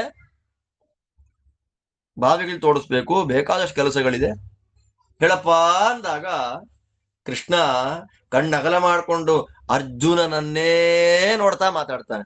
ಯಾವಾಗ ಅರ್ಜುನನನ್ನ ನೋಡ್ತಾ ಮಾತಾಡಿದ್ನೋ ಕೃಷ್ಣ ಏನ್ ಹೇಳ್ತಾನೆ ಅಂತ ಎಲ್ರಿಗೂ ಗೊತ್ತಾಗೋಯ್ತು. ಮಮಾಪ್ಯೇತೆ ಮಹಾರಾಜ ಭವದ್ಭಿರ್ಯ ಉದಾಹೃತ ನೇತಾರಸ್ತವ ಸೇನಾಯಾಃ ಶೂರಾಃ ವಿಕ್ರಾಂತ ಯೋಧಿನಃ ಸರ್ವಯೇತೆ ಸಮರ್ಥಾ ಹಿ ತವ ಶತ್ರುನ್ ವಿಮರ್ದಿತುಂ ಇಂದ್ರಸ್ಯಾಪಿ ಭಯಂ ಹ್ಯೇತೆ ಜನಯೇಯುರ್ಮಹಾಹವೇ ಕಿಂ ಪುನರ್ಧಾರ್ತರಾಷ್ಟ್ರಾಣಾಂ ಕ್ರುದ್ಧಾನಾಂ ಪಾಪಚೇತಸಾಂ ಮಯಾಪಿ ಹಿ ಮಹಾಭಾಗೋ ತತ್ಪ್ರಿಯಾರ್ಥಮರಿಂದಮ ಕೃತೋ ಯತ್ನೋ ಮಹಾನ್ ತತ್ರ ಶಮಸ್ಯಾದಿತಿ ಭಾರತ ಧರ್ಮಸ್ಯ ಗತಮಾನೃಣ್ಯಂ ನಸ್ಮವಾಚ್ಯೋ ವಿವಕ್ಷತಾಂ ಕೃತಾರ್ಥಂ ಮನ್ಯತೆ ಬಾಲಃ ಸೇನಾಸೋತ್ಮಾನಂ ಅವಿಚಕ್ಷಣಃ ಧಾರ್ತರಾಷ್ಟ್ರೋ ಬಲಸ್ಥಂಚ ಪಶ್ಯತ್ಯಾತ್ಮಾನಮಾತುರಃ ಯುಜ್ಯತಾಂ ವಾಹಿನಿ ಸಾಧು ವಧ ಸಾಧ್ಯ ಹಿ ಮೇ ಮತಿಃ ನ ಧಾರ್ತರಾಷ್ಟ್ರಾ ಶಕ್ಷಂತಿ ಸ್ಥಾತುಂ ದೃಷ್ಟ್ವಾ ಧನಂಜಯಂ ಭೀಮಸೇನಂಚ ಸಂಕ್ರುದ್ಧಂ ಯಮೌ ಚಾಪಿ ಯಮೋಪಮೌ ಯುಯುಧಾನ ದ್ವಿತೀಯಂಚ ದೃಷ್ಟದ್ಯುಮ್ನಂ ಅಮರ್ಷಣಂ ಅಭಿಮನ್ಯುಂ ದ್ರೌಪದೇಯಾನ್ ವಿರಾಟ ದ್ರುಪದಾವಪಿ ಅಕ್ಷೋಹಿಣೀ ಪತೀಂಶ್ಚಾನ್ಯಾನ್ ನರೇಂದ್ರಾನ್ ದೃಢವಿಕ್ರಮಾನ್ ಸಾರವದ್ಬಲಮಸ್ಮಾಕಂ ದುಷ್ಪ್ರಧರ್ಷಂ ದುರಾಸದಂ ಧಾರ್ತರಾಷ್ಟ್ರಬಲಂ ಸಂಖ್ಯೆ ಹನಿಷ್ಯತಿ ನ ಸಂಶಯ ದೃಷ್ಟದ್ಯುಮ್ನ ಮಹಂ ಮನ್ಯೇ ಸೇನಾಪತಿಮರಿಂದಮ. ಮಾತು ಅಂದ್ರೆ ಹೀಗಿರ್ಬೇಕು. ಇದು ಮಾತಿನ ಲಕ್ಷಣ ಇದು. ಏವ ಮುಕ್ತೆ ತು ಕೃಷ್ಣೇನ ಸಂಪ್ರಾಕೃಷ್ಯನ್ ನರೋತ್ತಮಃ ತೇಷಾಂ ಪ್ರಕೃಷ್ಟ ಮನಸಾಂ ನಾದ ಸಮಭವನ್ ಮಹಾನ್ ಯೋಜಯಿತ್ವಾ ಚ ಸೈನ್ಯಾನಾಂ ತ್ವರತಾಂ ಸಂಪ್ರವರ್ಧತಾಂ. ಯಾರ ಮನಸ್ಸಿಗೂ ಬೇಜಾರಾಗ್ಬಾರ್ದು. ವಿರಾಟ ಅಂದ್ಕೊಳ್ಬಹುದು, 1 ವರ್ಷ ಊಟ ಹಾಕಿದ್ದೀನಿ, ನಾನ್ಯಾಕೆ ಸೇನಾಪತಿ ಆಗಬಾರ್ದು. ದೃಪದ ಅಂದ್ಕೊಳ್ಬಹುದು, ನಾನು ಎಷ್ಟೇ ಕಷ್ಟದಲ್ಲಿದ್ರೂನು ಇವರು ಬೆನ್ನು ಬಿಟ್ಟಿಲ್ಲ, ಮೊಮ್ಮಕ್ಕಳನ್ನ 13 ವರ್ಷ ಮನೇಲಿ ಇಟ್ಕೊಂಡು ಸಾಕಿದ್ದೀನಿ, ನಾನೇ ಯಾಕೆ ಸೇನಾಪತಿ ಆಗಬಾರ್ದು. ಅಂದ್ರೆ ಅವರವರಲ್ಲೇ ಗಲಾಟೆ ಆಗ್ಬಿಟ್ರೆ ಏನ್ ಮಾಡೋದು. ಅದಕ್ಕೋಸ್ಕರವಾಗಿ ನೋಡಿ, ಭಗವಂತನ ಮಾತುಗಳು ಯಾರಿಗೂ ಬೇಜಾರಾಗಬಾರ್ದು. ನನಗೂ ನನ್ ಮನ್ಸಲ್ಲೂ ನೀವೇನ್ ಹೇಳಿದ್ರೆ 4 ಜನ ನನ್ ಮನ್ಸಲ್ಲಿದ್ದಾರಪ್ಪ. ಅವರೆಲ್ಲ ಶತ್ರುಗಳನ್ನ ವಧೆ ಮಾಡಲಿಕ್ಕೆ ಮಹಾ ಸಾಮರ್ಥ್ಯ ಇವರಲ್ಲಿದೆ. ಇವರೆಲ್ಲ ಯುದ್ಧದಲ್ಲಿ ಇಂದ್ರನಿಗೆ ಹೆದರಿಸ್ಬಿಡ್ತಾರೆ ಅಂದ್ಮೇಲೆ ಮಹಾ ಪಾಪಿಷ್ಠರಾದಂತ ದುರ್ಯೋಧನಾದಿಗಳದ್ದು ಏನ್ ಕಥೆ. ನಿಮ್ಗೆ ಒಳ್ಳೇದಾಗ್ಲಿ ಅಂತ ಮಹಾ ಪ್ರಯತ್ನ ಪಟ್ಟೆ ಸಂಧಾನಕ್ಕೆ ಹೋಗಿ, ನಾನಂತೂ ಋಣಮುಕ್ತ ಅಲ್ವಾ. ಕೃಷ್ಣ ಪ್ರಯತ್ನ ಪಟ್ಟಿದ್ರೆ ಆಗ್ತಾ ಇತ್ತೇನೋ ಅಂತ ಮಾತಾಡ್ಕೊಳ್ಳುವ ಅವಕಾಶ ನಂಗೆ ಕೊಟ್ಟಿಲ್ಲ. ಈಗ ಕೃಷ್ಣ ಮಾತಾಡಿದ್ರು ಯಾರು ಕೇಳಲಿಲ್ಲ, ಆ ಲೆವೆಲ್ಗೆಲ್ಲ ಬಂದಾಯ್ತು. ನನ್ನನ್ ಯಾರು ಬೈಯಕ್ಕಾಗಲ್ಲ. ನಚ ನಸ್ಮವಾಚ್ಯ ವಿವಕ್ಷತ. ಕೃಷ್ಣ ಸರಿ ಇಲ್ಲ ಬಿಡ್ರಿ, ನಾಳೆ ಬೆಳಗ್ಗೆ ಕೃಷ್ಣ ಮಾತಾಡಿದ್ರೆ ಆಗೋಗ್ತಾ ಇತ್ತು. ಇಲ್ಲ, ಆ ಯಾವ ಮಾತುಗೂ ಅವಕಾಶ ಇಲ್ಲ. ಅವನು ದುರ್ಯೋಧನ, ನಾನು ಮಹಾಸಮರ್ಥ, ನನಗೆ ಯುದ್ಧ ನಾನು ಗೆದ್ದಾಗಿದೆ, ನಂಗೆ ರಾಜ್ಯ ಬಂದಾಗಿದೆ ಅನ್ನುವ ತಲೆಹರಟೆ ವಾದದಲ್ಲೇ ಕೂತ್ಕೊಂಡಿದ್ದಾನೆ. ನಾವೇನ್ ಮಾಡ್ಬೇಕಿವಾಗ? ಸೈನ್ಯವನ್ನ ರೆಡಿ ಮಾಡ್ರಿ, ಹೋಗೋಣ. ಅವನನ್ನ ಕೊಂದೇ ಬಗ್ಗಿಸ್ಬೇಕು, ಅವನು ಇಲ್ಲ ಅಂದ್ರೆ ಆಗಲ್ಲ. ಧರ್ಮ ಇವನ್ ಅರ್ಜುನ, ಭೀಮ, ನಕುಲ ಸಹದೇವ, ಯುಯುಧಾನ, ದೃಷ್ಟದ್ಯುಮ್ನ, ಅಭಿಮನ್ಯು, ದ್ರೌಪದಿಯ ಮಕ್ಕಳು, ವಿರಾಟ, ದೃಪದ, ಇವನ್ನೆಲ್ಲ ನೋಡಿಬಿಟ್ರೆ ಹೆದರಿ ಹೋಗ್ತಾರವರೆಲ್ಲ. ನಮ್ಮದು ಸಂಖ್ಯೆಯಲ್ಲಿ ಕಡಿಮೆ ಇರಬಹುದು, ಬಟ್ ಸಾರದಲ್ಲಿ ನಾವೇ ದೊಡ್ಡವರು. ಸಾಕು, ಬೇಕಾದಷ್ಟಾಯ್ತು. ಈ ನಮ್ಮ 7 ಅಕ್ಷೋಹಿಣಿ ಸೈನ್ಯಕ್ಕೆ ನಾಯಕರಾದ ಇವರೆಲ್ಲರೂ ಧೃತರಾಷ್ಟ್ರನ ಮಗನ ಬಲವನ್ನ ನಾಶ ಮಾಡ್ತಾರೆ ಅನ್ನೋದ್ರಲ್ಲಿ ನೋ ಡೌಟ್ ಅಟ್ ಆಲ್. ಆದ್ರೆ ಸೇನಾಪತಿಯಾಗಿ ದೃಷ್ಟದ್ಯುಮ್ನ ಆಗಿಬಿಡ್ಲಿ. ಒಂದೇ ಮಾತಲ್ಲಿ ಮುಗಿಸ್ಬಿಟ್ಟ ಕೃಷ್ಣ, ಅವಕಾಶವನ್ನೇ ಕೊಡ್ಲಿಲ್ಲ. ಇದು ದೇವರ ಮಾತು. ಎಲ್ಲರ ಬಲವನ್ನು ಹೇಳಿ, ಎಲ್ಲರ ಬಲವನ್ನು ಹೊಗಳಿ, ಕೊನೆಗೆ ಒಂದೇ ಮಾತು, ದೃಷ್ಟದ್ಯುಮ್ನ ಮಹಮ್ಮನ್ಯೇ ಸೇನಾಪತಿ ಮರಿಂದಮ. ದೃಷ್ಟದ್ಯುಮ್ನ ಆಗ್ಬೇಕು ಅಂತ ಎಲ್ಲರಿಗೂ, ನಮ್ಮನ್ನು ಹೊಗಳಿದ ಕೃಷ್ಣ ಅಂತ ಪ್ರತಿಯೊಬ್ಬರಿಗೂ ಸಂತೋಷ ಆಯ್ತು. ಎಲ್ಲ ಸಿಂಹನಾದವನ್ನ ಮಾಡಿಬಿಟ್ರಂತೆ. ಓ ಅಂತ ಕೂಗಿದ್ದಾರೆ.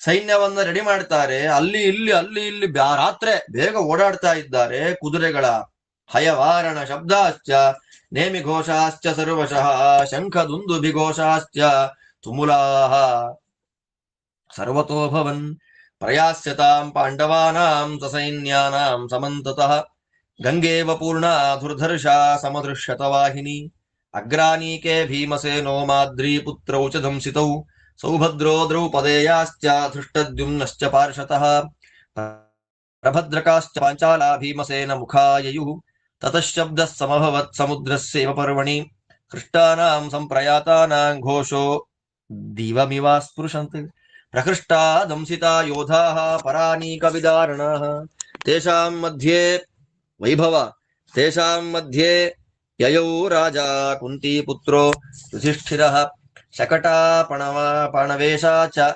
ಯಾನಯುಗ್ಯಂ ಚ ಸರ್ವಶಃ ಕೋಶಂ ಯಂತ್ರಾಯುಧಂ ಚೈವ ಯೇ ಚ ವೈದ್ಯಾಶ್ಚಿಕಿತ್ಸಕಾಃ ಫಲ್ಗುಯಚ್ಚ ಬಲಂ ಕಿಂಚಿತ್ ತಥೈವ ಕೃಶದುರ್ಬಲಂ ತತ್ಸಂಗೃಹ್ಯಯೌ ರಾಜಾ ಯೇ ಚ ವ್ಯಪರಿಚಾರಕಾಃ ಉಪಪ್ಲಾವ್ಯೇ ತು ಪಾಂಚಾಲಿ ದ್ರೌಪದಿ ಸತ್ಯವಾದಿನಿ ಸಹಸ್ತ್ರೀಭಿಃ ನಿವವೃತೆ ದಾಸಿ ದಾಸ ಸಮಾವೃತ ಕೃತ್ವಾ ಮೂಲ ಪ್ರತೀಕಾರಂ ಗುಲ್ಮೈ ಸ್ಥಾವರ ಜಂಗಮೈಃ ಸ್ಕಂಧಾವಾರೇಣ ಮಹತಾ ಪ್ರಯಯುಃ ಪಾಂಡುನಂದನಃ ದದತೋಗಾಂ ಹಿರಣ್ಯಂಚ ಬ್ರಾಹ್ಮಣೈರಭಿಸಂವೃತಾ ಸ್ತೂಯಮಾನ ಯಯೂರಾಜನ್ ರಥೈರ್ಮಣಿವಿಭೂಷಣೈಃ ಕೇಕಯಾ ದೃಷ್ಟಕೇತುಶ್ಚ ಪುತ್ರಃ ಕಾಶ್ಚಸ್ಯ ಚಾಭಿಭೂಃ ಶ್ರೇಣಿಮಾನ್ ವಸುದಾನಶ್ಚ ಶಿಖಂಡಿ ಚಾಪರಾಜಿತಃ ಹೃಷ್ಟಾಸ್ತುಷ್ಟಾಃ ಕವಚಿನಃ ಸಶಸ್ತ್ರಾಃ ಸಮಲಂಕೃತಾಃ ರಾಜಾನಮನ್ವಯುಃ ಸರ್ವೇ ಪರಿವಾರ್ಯ ಯುಧಿಷ್ಠಿರಂ ಜಘನಾರ್ಧೆ ವಿರಾಟಶ್ಚ ಯಾಜ್ಞಸೇನಶ್ಚ ಸೌಮಕಿಃ ಸುಶರ್ಮಾ ಕುಂತಿಭೋಜಶ್ಚ ಧೃಷ್ಟದ್ಯುಮ್ನಸ್ಯ ಚಾತ್ಮಜಃ ರಥಾಯುತಾನಿ ಚತ್ವಾರಿ ಹಯಾಃ ಪಂಚಗುಣಾಸ್ತಥಾ ಪತ್ತಿಸೈನ್ಯಂ ದಶಗುಣಂ ಸಾಧಿನಾಂ ಅಯುತಾನಿ ಷಟ್ ಅನಾದೃಷ್ಟಿಶ್ಚೇಕಿತಾನೋ ದೃಷ್ಟಕೇತುಶ್ಚ ಸಾತ್ಯಕಿಃ ಪರಿವಾರ್ಯ ಯಯುಃ ಸರ್ವೇ ವಾಸುದೇವ ಧನಂಜಯೌ ಆಸಾದ್ಯತು ಕುರುಕ್ಷೇತ್ರಂ ವ್ಯೂಢಾನೀಕಾಃ ಪ್ರಕಾರಿಣಃ ಪಾಂಡವಾಃ ಸಮದೃಶ್ಯಂತ ನರ್ದಂತೋ ವೃಷಭಾ ಇವ ತೇ ವಿಗಾಹ್ಯ ಕುರುಕ್ಷೇತ್ರಂ ಶಂಖಾನ್ ದಧ್ಮು ಅರಿಂದಮಃ ತಥೈವ ದಧ್ಮತು ಶಂಖೌ ವಾಸುದೇವ ಧನಂಜಯೌ ಪಾಂಚಜನ್ಯಸ್ಯ ನಿರ್ಘೋಷಂ ವಿಸ್ಫೂರ್ಜಿತಮಿವಾಶನೇಃ ನಿಶಮ್ಯ ಸರ್ವಸೈನ್ಯಾನಿ ಸಮಕೃಷ್ಯಂತ ಸರ್ವಶಃ ಶಂಖದುಂದುಭಿ ಸಂಸೃಷ್ಟಃ ಸಿಂಹನಾದಸ್ತರಸ್ವಿನಾಂ ಪೃಥಿವೀಂ ಚಾಂತರಿಕ್ಷಂ ಚ ಸಾಗರಾಂಶ್ಚಾನ್ವನಾದಯತ್ ತತೋ ದೇಶೇ ಸಮೇ ಸ್ನಿಗ್ಧೆ ಪ್ರಭೂತ ಯವಸೇಂಧನೆ ನಿವೇಶಯಾಮಾಸ ತತಃ ಸೇನಾಂ ರಾಜಾ ಯುಧಿಷ್ಠಿರಃ. ಈ ಯುದ್ಧಕ್ಕೆ ಹೊರಟರು. ಈ ಮಹಾಭಾರತವನ್ನ ಕೇಳುವಾಗ, ಮಹಾಭಾರತ ಪ್ರವಚನಾದಿಗಳ ಶ್ರವಣ ಮಾಡುವಾಗ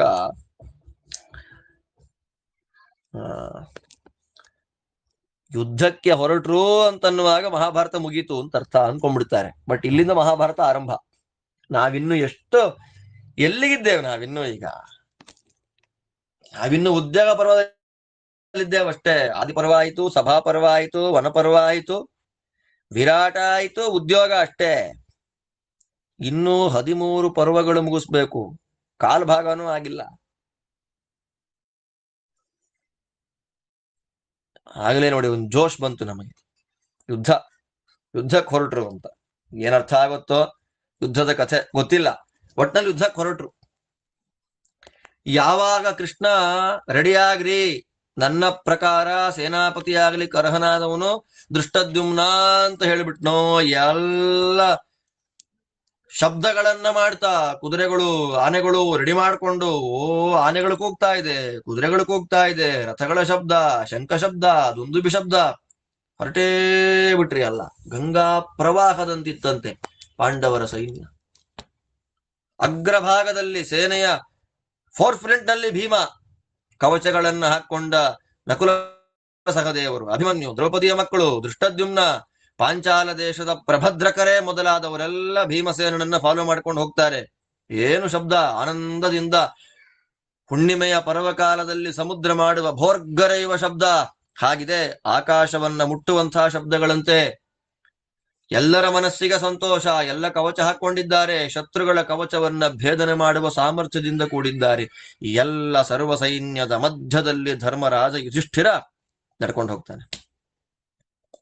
ಬಂಡಿಗಳು, ಆಪಣಗಳು, ಅಂಗಡಿಗಳು ಚೆನ್ನಾಗಿದೆ ನೋಡಿ. ಇಲ್ಲಿ ಯಾರ್ಯಾರನ್ ಜೊತೆ ಕರ್ಕೊಂಡು ಹೋದ್ರು ಅಂತ ಹೇಳುವಾಗ ಇಲ್ಲಿ ಅಂಗಡಿಗಳಂತೆ, ಬಂಡಿಗಳಂತೆ, ವೇಶ್ಯಾಸ್ತ್ರೀಯರುಗಳಂತೆ, ಕುದುರೆಗಳಂತೆ, ಯಂತ್ರಗಳು, ದುಡ್ಡು, ಕೋಶ, ಆಯುಧಗಳು, ಅಪ ಮೆಡಿಕೇಶನ್ಗೆ ಡಾಕ್ಟರ್ಗಳು, ಯುದ್ಧಕ್ಕೆ ಬೇಕಾಗುವಂತಹ ದೊಡ್ಡ ಪದಾರ್ಥ, ಚಿಕ್ಕ ಪದಾರ್ಥ, ಸೇವಕರು, ಅಡುಗೆಯವರು ಎಲ್ಲರನ್ನ ಕರ್ಕೊಂಡು ಹೋದ್ರು. ಗಂಡಸರೆಲ್ಲ, ದ್ರೌಪದಿಯೇ ಮೊದಲಾದ ಹೆಣ್ಮಕ್ಕಳೆಲ್ಲ ಉಪಪ್ಲಾವ್ಯ ನಗರದಲ್ಲೇ ಎಲ್ಲ ದಾಸಿಯರ ಸೇವೆಯನ್ನ ಸ್ವೀಕಾರ ಮಾಡಿಕೊಳ್ತಾ ವಿಶೇಷವಾಗಿ ಅಲ್ಲೇ ಉಳ್ಕೊಂಡ್ರು. ಪಾಂಡವರು ಮೂಲ ಪ್ರತೀಕಾರಂ. ಈಗ ಅವರಿಗೆ ಮೂಲಸ್ಥಾನ ಯಾವುದೂ ಇಲ್ಲ, ಯುದ್ಧ ಮಾಡಿ ಗೆಲ್ಬೇಕಷ್ಟೇ. ಈಗ ಅವರ ಮೂಲಸ್ಥಾನ ಉಪಪ್ಲಾವ್ಯ. ಆ ಉಪಪ್ಲಾವ್ಯ ನಗರಕ್ಕೆ ವಿಶೇಷವಾದ ರಕ್ಷಣೆಯನ್ನ ಮಾಡ್ತಾರಂತೆ. ಪಾಪ ಅದೇನ್ ತೊಂದರೆ ಆಗ್ಬಾರ್ದಲ್ವಾ? ಮೂಲಕ್ಕೆ ತೊಂದರೆ ಆಗ್ಬಿಟ್ರೆ ಏನ್ ಮಾಡೋದು? ಹೊರಟ್ರು ಮುಂದಕ್ಕೆ. ರಾಜರಂತಾರೆ, ಹೆಂಗ್ ತಗೊಂಡು ಹೋದ್ರು, ಏನೇನ್ ತಗೊಂಡು ಹೋದ್ರು ಅಂದ್ರೆ ಸೈನ್ಯದ ಸ್ಕಂಧಾವಾರೇಣ ಅಂತ. ಸ್ಕಂಧಾವಾರ ಅಂತಂದ್ರೆ ಕನ್ನಡದಲ್ಲಿ ಹೇಳಬೇಕಾದ್ರೆ ಒಂದು ಭಾಗ ಅಂತ ಅರ್ಥ. ಒಂದು ಭಾಗದ ಸೈನ್ಯವನ್ನ ತಗೊಂಡು ಹೋದ್ರು. ಏನು ಒಂದು ಭಾಗದ ಸೈನ್ಯ ಅಂದ್ರೆ ಏನು? ಅದಕ್ಕೆ ಹೇಳ್ತಾರೆ ಒಂದು ಭಾಗದ ಸೈನ್ಯ ಅಂತಂದ್ರೆ 40ರಿಂದ 45 ಜನ ಸೈನಿಕರು, 20 ಕುದುರೆಗಳು, ಆನೆಗಳು 9, ಅದಾದ ಮೇಲೆ 9 ರಥ. ಇದನ್ನ ಗುಲ್ಮ ಅಂತಾರೆ. ಗುಲ್ಮೈಹಿ ಸ್ಥಾವರ ಜಂಗಮೈಹಿ ಸ್ಕಂಧಾವಾರೈಹಿ ಅಂತ. ಈ ನೆಕ್ಸ್ಟ್ ಸಂಖ್ಯೆಗಳನ್ನ ಕೊಡ್ತಾರೆ, ಅಕ್ಷೋಹಿಣಿ ಅಂದ್ರೆ ಏನು ಅಂತೆಲ್ಲ ಸ್ವಲ್ಪ ತಿಳ್ಕೊಂಬಿಡಿ ಅಷ್ಟೇ. ಇಲ್ಲಿ 45 ಜನ ಸೈನಿಕರು, ಪಾಪ ಯುದ್ಧ, ಅವ್ರಿಗೆ ಆಯುಧ ಇಲ್ಲ, ಅಂದ್ರೆ ವಾಹನ ಇಲ್ಲ, ನಡ್ಕೊಂಡು ಹೋಗುವಂತವ್ರು. 20 ಕುದುರೆ, 9 ಆನೆ, 9 ರಥ, ಇದು ಒಂದು ಗುಲ್ಮ. ಇದೆಲ್ಲ ಸೇರಿದಾಗ ಸ್ಕಂಧಾವಾರ, ಸೈನ್ಯದ ಒಂದು ಚಿಕ್ಕ ಭಾಗ. ಬ್ರಾಹ್ಮಣರಿಗೆ ಗೋದಾನ, ಬಂಗಾರದ ದಾನ ಎಲ್ಲ ಮಾಡಿ ಅವರ ಆಶೀರ್ವಾದ ತಗೊಂಡು ಅವ್ರ ಜೊತೆನಲ್ಲೇ ರಥದಲ್ಲಿ ಹೊರಟ್ರು. ಕೇಕಯ್ಯ ಅಣ್ಣ ತಮ್ಮಂದ್ರು, ದೃಷ್ಟಕೇತು ಅವನು ಕಾಶಿರಾಜನ ಮಗ, ಅವನು ಶ್ರೇಣಿಮಂತ, ವಸುದಾನ, ಶಿಖಂಡಿ ಎಲ್ಲ ಕವಚಗಳನ್ನು ಹಾಕೊಂಡು ಧರ್ಮರಾಜನ ಸುತ್ತಲೂ ನಿಂತುಕೊಂಡು ಹೊರಟಿದ್ದಾರೆ. ಆ ಸೇನೆಯ ಮಧ್ಯಭಾಗದಲ್ಲಿ ವಿರಾಟ, ಸೋಮಕನ ಮಗನಾಗಿರ್ತಕ್ಕ ದೃಪದ, ಸುಶರ್ಮ, ಕುಂತಿಭೋಜ, ದೃಷ್ಟದ್ಯುಮ್ನ ಇವರೆಲ್ಲ ಇದ್ದಾರೆ. ಎಂಥ ವೈಭವದ ಪ್ರಯಾಣ ಇದೆ. ಸೈನ್ಯ ನಿರ್ಯಾಣ ಅಂದ್ರೆ ಇದೆ. ಹೇಗೆ ಹೊರಟಿದ್ದಾರೆ? 40,000 ರಥ ಅಂತೆ. 40,000 ರಥ. 40 × 5 2 ಲಕ್ಷಗಳಷ್ಟು ಕುದುರೆ, 20 ಲಕ್ಷದಷ್ಟು ಸೈನಿಕರು, 60,000ದಷ್ಟು ಕುದುರೆಗಳ ಮೇಲೆ ಕೂತುಕೊಂಡು ಬರತಕ್ಕಂತಹ ಅಶ್ವಾರೋಹಿಗಳು. ಎಷ್ಟು ಜನ ಆಯ್ತ್ರಿ ಇವ್ರಿಗೆಲ್ಲ ಅಡಿಗೆ ಮಾಡಿ ಹಾಕುವನ್ ಕಥೆ ಏನು? ಅನಾದೃಷ್ಟಿ, ಚೇಕಿತಾನ, ದೃಷ್ಟಕೇತು, ಸಾತ್ಯಕಿ, ಕೃಷ್ಣಾರ್ಜುನರು ಎಲ್ಲ ಹೊರಟರು. ಎಲ್ಲಿಗೆ ಬಂದ್ರೆಲ್ಲ ಕುರುಕ್ಷೇತ್ರಕ್ಕೆ ಬರ್ತಾರೆ. ಏನು ಜೋರಾಗಿ ಸಿಂಹನಾದ ಮಾಡುವ ವೃಷಭಗಳು, ಎತ್ತುಗಳು ಹೇಗಿರುತ್ತೋ ಹಾಗಿದ್ರಂತೆ ನಮ್ಮ ಪಾಂಡವರು. ಕುರುಕ್ಷೇತ್ರಕ್ಕೆ ಬಂದಿದ್ದಾರೆ. ಕುರುಕ್ಷೇತ್ರಕ್ಕೆ ಬಂದು ಶಂಖ ಊದಿದ್ರೆಲ್ಲ. 2ನೇ ಸಲ ಶಂಖ ಊದ್ತಾರೆ. ಆಮೇಲೆ ಭಗವದ್ಗೀತಾ ಆರಂಭ ಆಗುವಾಗ ಪಾಂಚಜನ್ಯಂ ಅಂತ. ಈಗ ಭಗವಂತ ಪಾಂಚಜನ್ಯ ಊದಿದ. ಭಗವಂತನ ಶಂಖದ ನಾದ ಕೇಳ್ತಾ ಇದ್ದಾಗೆ ಪರಮಾನಂದ ಎಲ್ರಿಗೂ.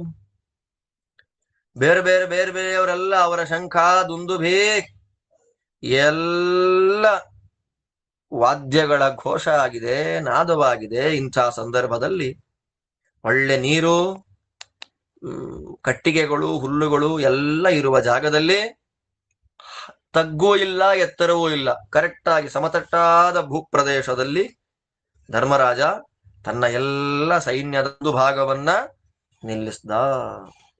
ನಿಲ್ಲಿಸಿ ರೆಡಿ ಮಾಡ್ಬೇಕಲ್ಲ. ಈಗ ಬೆಳಗ್ಗೆಯಿಂದ ಸಾಯಂಕಾಲ ತನಕ ಯುದ್ಧ, ಸೂರ್ಯಾಸ್ತ ಆದ್ಮೇಲೆ ಬೇಕಲ್ಲ ಉಳ್ಕೊಳಕ್ ಜಾಗ. ಅದಕ್ಕೇನ್ ಮಾಡಬೇಕು? ಬಿಡಾರಗಳನ್ನು ನಿರ್ಮಾಣ ಮಾಡಬೇಕು. ಎಲ್ಲಿ ಮಾಡ್ದ ಹೇಳ್ತಾರೆ, ಪರಿಹೃತ್ಯ ಸ್ಮಶಾನಾನಿ ದೇವತಾ ಯತನಾನಿ ಚ ಆಶ್ರಮಾಂಶ್ಚ ಮಹರ್ಷೀಣಾಂ ತೀರ್ಥಾನ್ಯಾಯತನಾನಿ ಚ ಮಧುರೇ ನೂಷರೇ ದೇಶೇ ಶಿವೇ ಪುಣ್ಯೇ ಮಹೀಪತಿ ನಿವೇಶಂಕಾರಯಾಮಾಸ ಕುಂತಿ ಪುತ್ರೋ ಯುಧಿಷ್ಠಿರ ತತಶ್ಚ ಪುನರುತ್ಥಾಯ ಸಖೀ ವಿಶ್ರಾಂತವಾಹನಃ ಸುಖಿ ಪ್ರಯಯೌ ಪೃಥಿವೀಪಾಲೈಃ ವೃತಃ ಶತಸಹಸ್ರಶಃ ವಿದ್ರಾವ್ಯ ಶತಶೋ ಗುಲ್ಮಾನ್ ಧರ್ತರಾಷ್ಟ್ರಸ್ಯ ಸೈನಿಕಾನ್ ಪರ್ಯಕ್ರಾಮತ್ ಸಮಂತಾಚ್ಚ ಪಾರ್ಥೇನ ಸಹ ಕೇಶವಃ ಶಿಬಿರಂ ಮಾಪಯಾಮಾಸ ದೃಷ್ಟದ್ಯುಮ್ನಶ್ಚ ಪಾರ್ಷತಃ ಸಾತ್ಯಕಿಶ್ಚ ರಥೋದಾರೋ ಜುಯುಧಾನ ಪ್ರತಾಪವಾನ್ ಆಸಾದ್ಯ ಸರಿತಂ ಪುಣ್ಯಾಂ ಕುರುಕ್ಷೇತ್ರೇ ಹಿರಣ್ವತೀಂ ಸೂಪತೀರ್ಥಾಂ ಶುಚಿಜಲಾಂ ಶರ್ಕರಾ ಪಂಕವರ್ಜಿತಾಂ ಖನಯಾಮಾಸ ಪರಿಖಾಂ ಕೇಶವಸ್ತತ್ರ ಭಾರತ ಗುಪ್ತ್ಯರ್ಥಂ ಅಪಿ ಚಾದಿಶ್ಯ ಬಲಂ ತತ್ರ ನ್ಯವೇಶಯತ್ ವಿಧಿರ್ಯಃ ಶಿಬಿರಸ್ಯಾಸೀತ್ ಪಾಂಡವಾನಾಂ ಮಹಾತ್ಮನಾಂ ತದ್ವಿಧಾನಂ ನರೇಂದ್ರಾಣಾಂ ಕಾರಯಾಮಾಸ ಕೇಶವಃ ಪ್ರಭೂತ ಜಲಕಾಷ್ಠಾನಿ ಸುದುರ್ಧರ್ಷತರಾಣಿ ಚ ಭಕ್ಷಭೋಜ್ಯಾನ್ನಪಾನಾನಿ ಶತಸೋಷ ಸಹಸ್ರಶಃ ಶಿಬಿರಾಣಿ ಮಹಾರ್ಹಾಣಿ ರಾಜ್ಞಾನ್ ತತ್ರ ಪೃಥಕ್ ಪೃಥಕ್ ವಿಮಾನಾನಿ ವರಾಜೇಂದ್ರ ನಿವಿಷ್ಟಾನಿ ಮಹೀತಳೆ ತತ್ರಾಸನ್ ಶಿಲ್ಪಿನಃ ಪ್ರಾಜ್ಞಾಃ ಬಹುಶೋ ದತ್ತವೇತನಾಃ ಸರ್ವೋಪಕರಣೈರ್ಯುಕ್ತಾಃ ವೈದ್ಯಾಃ ಶಾಸ್ತ್ರವಿಶಾರದಾಃ ಜಾಧನುರ್ವರ್ಮಶಸ್ತ್ರಾಣಾಂ ತಥೈವ ಮಧುಸರ್ಪಿಷೋಃ ಸಸರ್ಜ ರಸಪಾಂಸೂನಾಂ ರಾಶಯಃ ಪರ್ವತೋಪಮಾಃ ಬಹೂದಕಂ ಸುಯವಸಂ ತುಷಾಂಗಾರ ಸಮನ್ವಿತಂ ಶಿಬಿರೇ ಶಿಬಿರೇ ರಾಜಾ ಸಂಚಕಾರ ಯುಧಿಷ್ಠಿರಃ ಮಹಾಯಂತ್ರಾಣಿ ನಾರಾಚಾಸ್ತೋಮರಾಣಿ ಪರಶ್ವಥಾಃ ಧನೂಂಷಿ ಕವಚಾದೀನಿ ಸಂಬಭೂವುರ ನೃಣಾಂತದ ಗಜಾಃ ಕಂಟಕಸನ್ನಾಹಾಃ ಲೋಹವರ್ಮೋತ್ತರಚ್ಛದಾಃ ದೃಶ್ಯಂತೆ ತತ್ರ ಗಿರ್ಯಾಭಾಃ ಶತಶೋಥ ಸಹಸ್ರಶಃ ನಿವಿಷ್ಟಾನ್ ಪಾಂಡವಾನ್ ತತ್ರ ಜ್ಞಾತ್ವಾ ಮಿತ್ರಾಣಿ ಭಾರತ ಅಭಿಜಗ್ಮುರ್ಯಥೋದ್ದೇಶಂ ಸಬಲಾಃ ಸಪದಾನುಗಾಃ ಚರಿತ ಬ್ರಹ್ಮಚರ್ಯಾಸ್ತೆ ಸೋಮಪಾಃ ಭೂರಿ ದಕ್ಷಿಣಾಃ ಜಯಾಯ ಪಾಂಡುಪುತ್ರಾಣಾಂ ಸಮಾಜಗ್ಮುಃ ಮಹೀಕ್ಷಿತಃ. ಧರ್ಮರಾಜನ ವೈಭವದ ನಿರ್ಯಾಣ, ಸೈನ್ಯದ ವೈಭವದ ಮೆರವಣಿಗೆ ಕಟ್ಬೇಕಲ್ಲ. ಎಲ್ಲಿ ಕಟ್ಬೇಕು? ಸ್ಮಶಾನದ ಹತ್ರ ಕಟ್ಲಿಲ್ವಂತೆ. ಸ್ಮಶಾನ ನೋಡ್ತಾ ಇದ್ದಾಗ ಯುದ್ಧ ಮಾಡೋ ಹುಮ್ಮಸ್ಸ ಹೊರಟೋಗುತ್ತೆ. ದೇವಸ್ಥಾನದ ಹತ್ರ ಮಾಡಬಾರದು, ತಪ್ಪು. ಋಷಿ ಮುನಿಗಳ ಆಶ್ರಮ, ಪಾಠ ಪ್ರವಚನಕ್ಕೆ ತೊಂದರೆ ಆಗುತ್ತೆ. ತೀರ್ಥಕ್ಷೇತ್ರಗಳ ಹತ್ರ ಗಲಾಟೆ ಮಾಡ್ಕೊಳ್ತಿರೋರು ನಾವು, ಜನಗಳಿಗೇನು ಬೇಕಾಗಿಲ್ಲ, ಅಲ್ಲೆಲ್ಲೂ ಇಲ್ಲ. ಸ್ಮಶಾನ, ದೇವಸ್ಥಾನ, ಋಷಿ ಆಶ್ರಮ, ತೀರ್ಥಕ್ಷೇತ್ರ ಇದೆಲ್ಲವನ್ನ ಬಿಟ್ಟು ನೀರಿರುವ ಒಳ್ಳೆ ಜಾಗದಲ್ಲಿ ಸೈನ್ಯಕ್ಕೆ ರೆಡಿ, ಕೂತ್ಕೊಳ್ಳಿಕ್ಕೆ ರೆಡಿ ಮಾಡಿಸ್ದ. ಅದಾದ್ಮೇಲೆ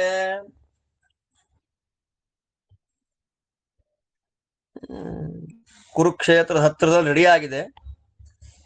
ನೆಕ್ಸ್ಟ್ ಏನ್ ಮಾಡ್ಬೇಕು ಇವಾಗ ಅಂತಂದ್ರೆ, ಬಂದಿದೆ, ಉಪಪ್ಲಾವ್ಯದಿಂದ ಕುರುಕ್ಷೇತ್ರ ತನಕ ಬಂದಿದ್ದಾರೆ. ಸ್ವಲ್ಪ ರೆಸ್ಟ್ ತಗೊಳ್ಬೇಕು. ಅವನು ಮಲಗಿದ್ದ, ಸ್ವಲ್ಪ ಹೊತ್ತು ಎದ್ದ.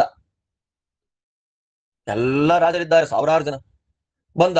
ಎಲ್ಲಿ ಶಿಬಿರಗಳ ಟೆಂಟ್ಗಳನ್ನು ಎಲ್ಲಿ ಮಾಡೋದು? ಟೆಂಟ್ ಹೌಸು, ಈ ಮೊನ್ನೆ ಕುಂಭಮೇಳದಲ್ಲಿ ಹಾಕಿದ್ರಲ್ಲ ಆತರ ರೆಡಿ ಮಾಡ್ಬೇಕು ಎಲ್ಲಿ ಅಂತ ನೋಡುವಾಗ, ಅಷ್ಟರಲ್ಲಾಗ್ಲೇ ದುರ್ಯೋಧನ ಸೈನಿಕರು ಬಂದು ಕೂತ್ಕೊಂಡ್ಬಿಟ್ಟಿದಾರಲ್ಲ ಅಲ್ಲಿ. ಇದು ನೋಡಿ ಯುದ್ಧದ ಹಡಾವಿಡಿ ವೈಭವ ಅಂದ್ರೆ ಇಲ್ಲಿ. ಅಲ್ಲಿದ್ದಂತ ಗುಲ್ಮಗಳು, ಗುಲ್ಮ ಅಂತಂದ್ರೆ ಪೊದೆಗಳು, ಗಿಡಗಂಟೆಗಳೆಲ್ಲ ಬೆಳೆದಿರುತ್ತಲ್ಲ, ಅದೆಲ್ಲ ಕಿತ್ತಾಕ್ಬಿಟ್ರು. ದುರ್ಯೋಧನನ್ ಸೈನಿಕರು ಬಂದಿದ್ರಲ್ಲ, ವಿದ್ರಾವ್ಯ, ಅವ್ರನ್ನ ಓಡಿಸ್ಬಿಟ್ರು ಅಲ್ಲಿಂದ. ಆಗ್ಲೇ ಶುರುವಾಗೋಯ್ತು. ದುರ್ಯೋಧನನ್ ಸೈನಿಕರನ್ನೆಲ್ಲ ಓಡಿಸಿ ಕೃಷ್ಣಾರ್ಜುನ ರಾಜರು ತಿರ್ಗಾಡ್ದ. ಎಲ್ಲಿ ಮಾಡ್ರೆ ಚೆನ್ನಾಗಿರುತ್ತೆ ಅಂತ ಕುರುಕ್ಷೇತ್ರದಲ್ಲಿ. ಎಲ್ಲಿ ಶಿಬಿರ ಮಾಡ್ಬೇಕು ಅಂತೆಲ್ಲ ಅಳತೆ ಮಾಡ್ಬೇಕಲ್ಲ.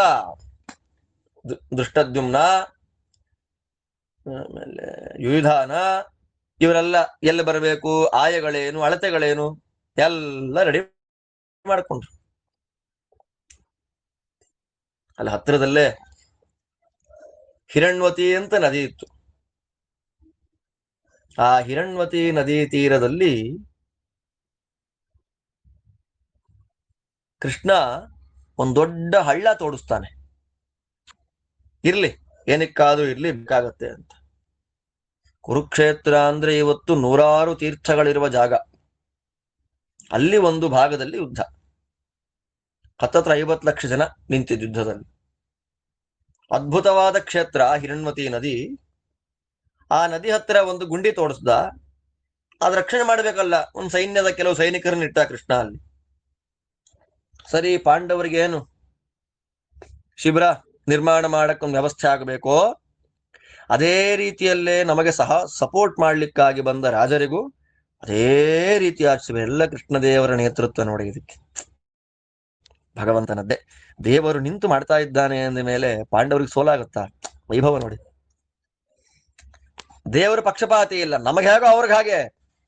ಒಳ್ಳೆ ನೀರು, ಒಳ್ಳೆ ಕಟ್ಟಿಗೆಗಳು, ಭಕ್ಷ್ಯ ಭೋಜ್ಯಗಳು, ಅನ್ನಪಾನಾದಿಗಳು. ಯಾರೂ ಒಳಗೆ ಅಷ್ಟು ಸುಲಭದಲ್ಲಿ ಬರ್ಲಿಕ್ಕಾಗೋದಿಲ್ಲ. ರಾಜ ಶಿಬಿರಗಳ ನಿರ್ಮಾಣ ಮಾಡಿಸ್ಬಿಟ್ಟ ಕೃಷ್ಣ.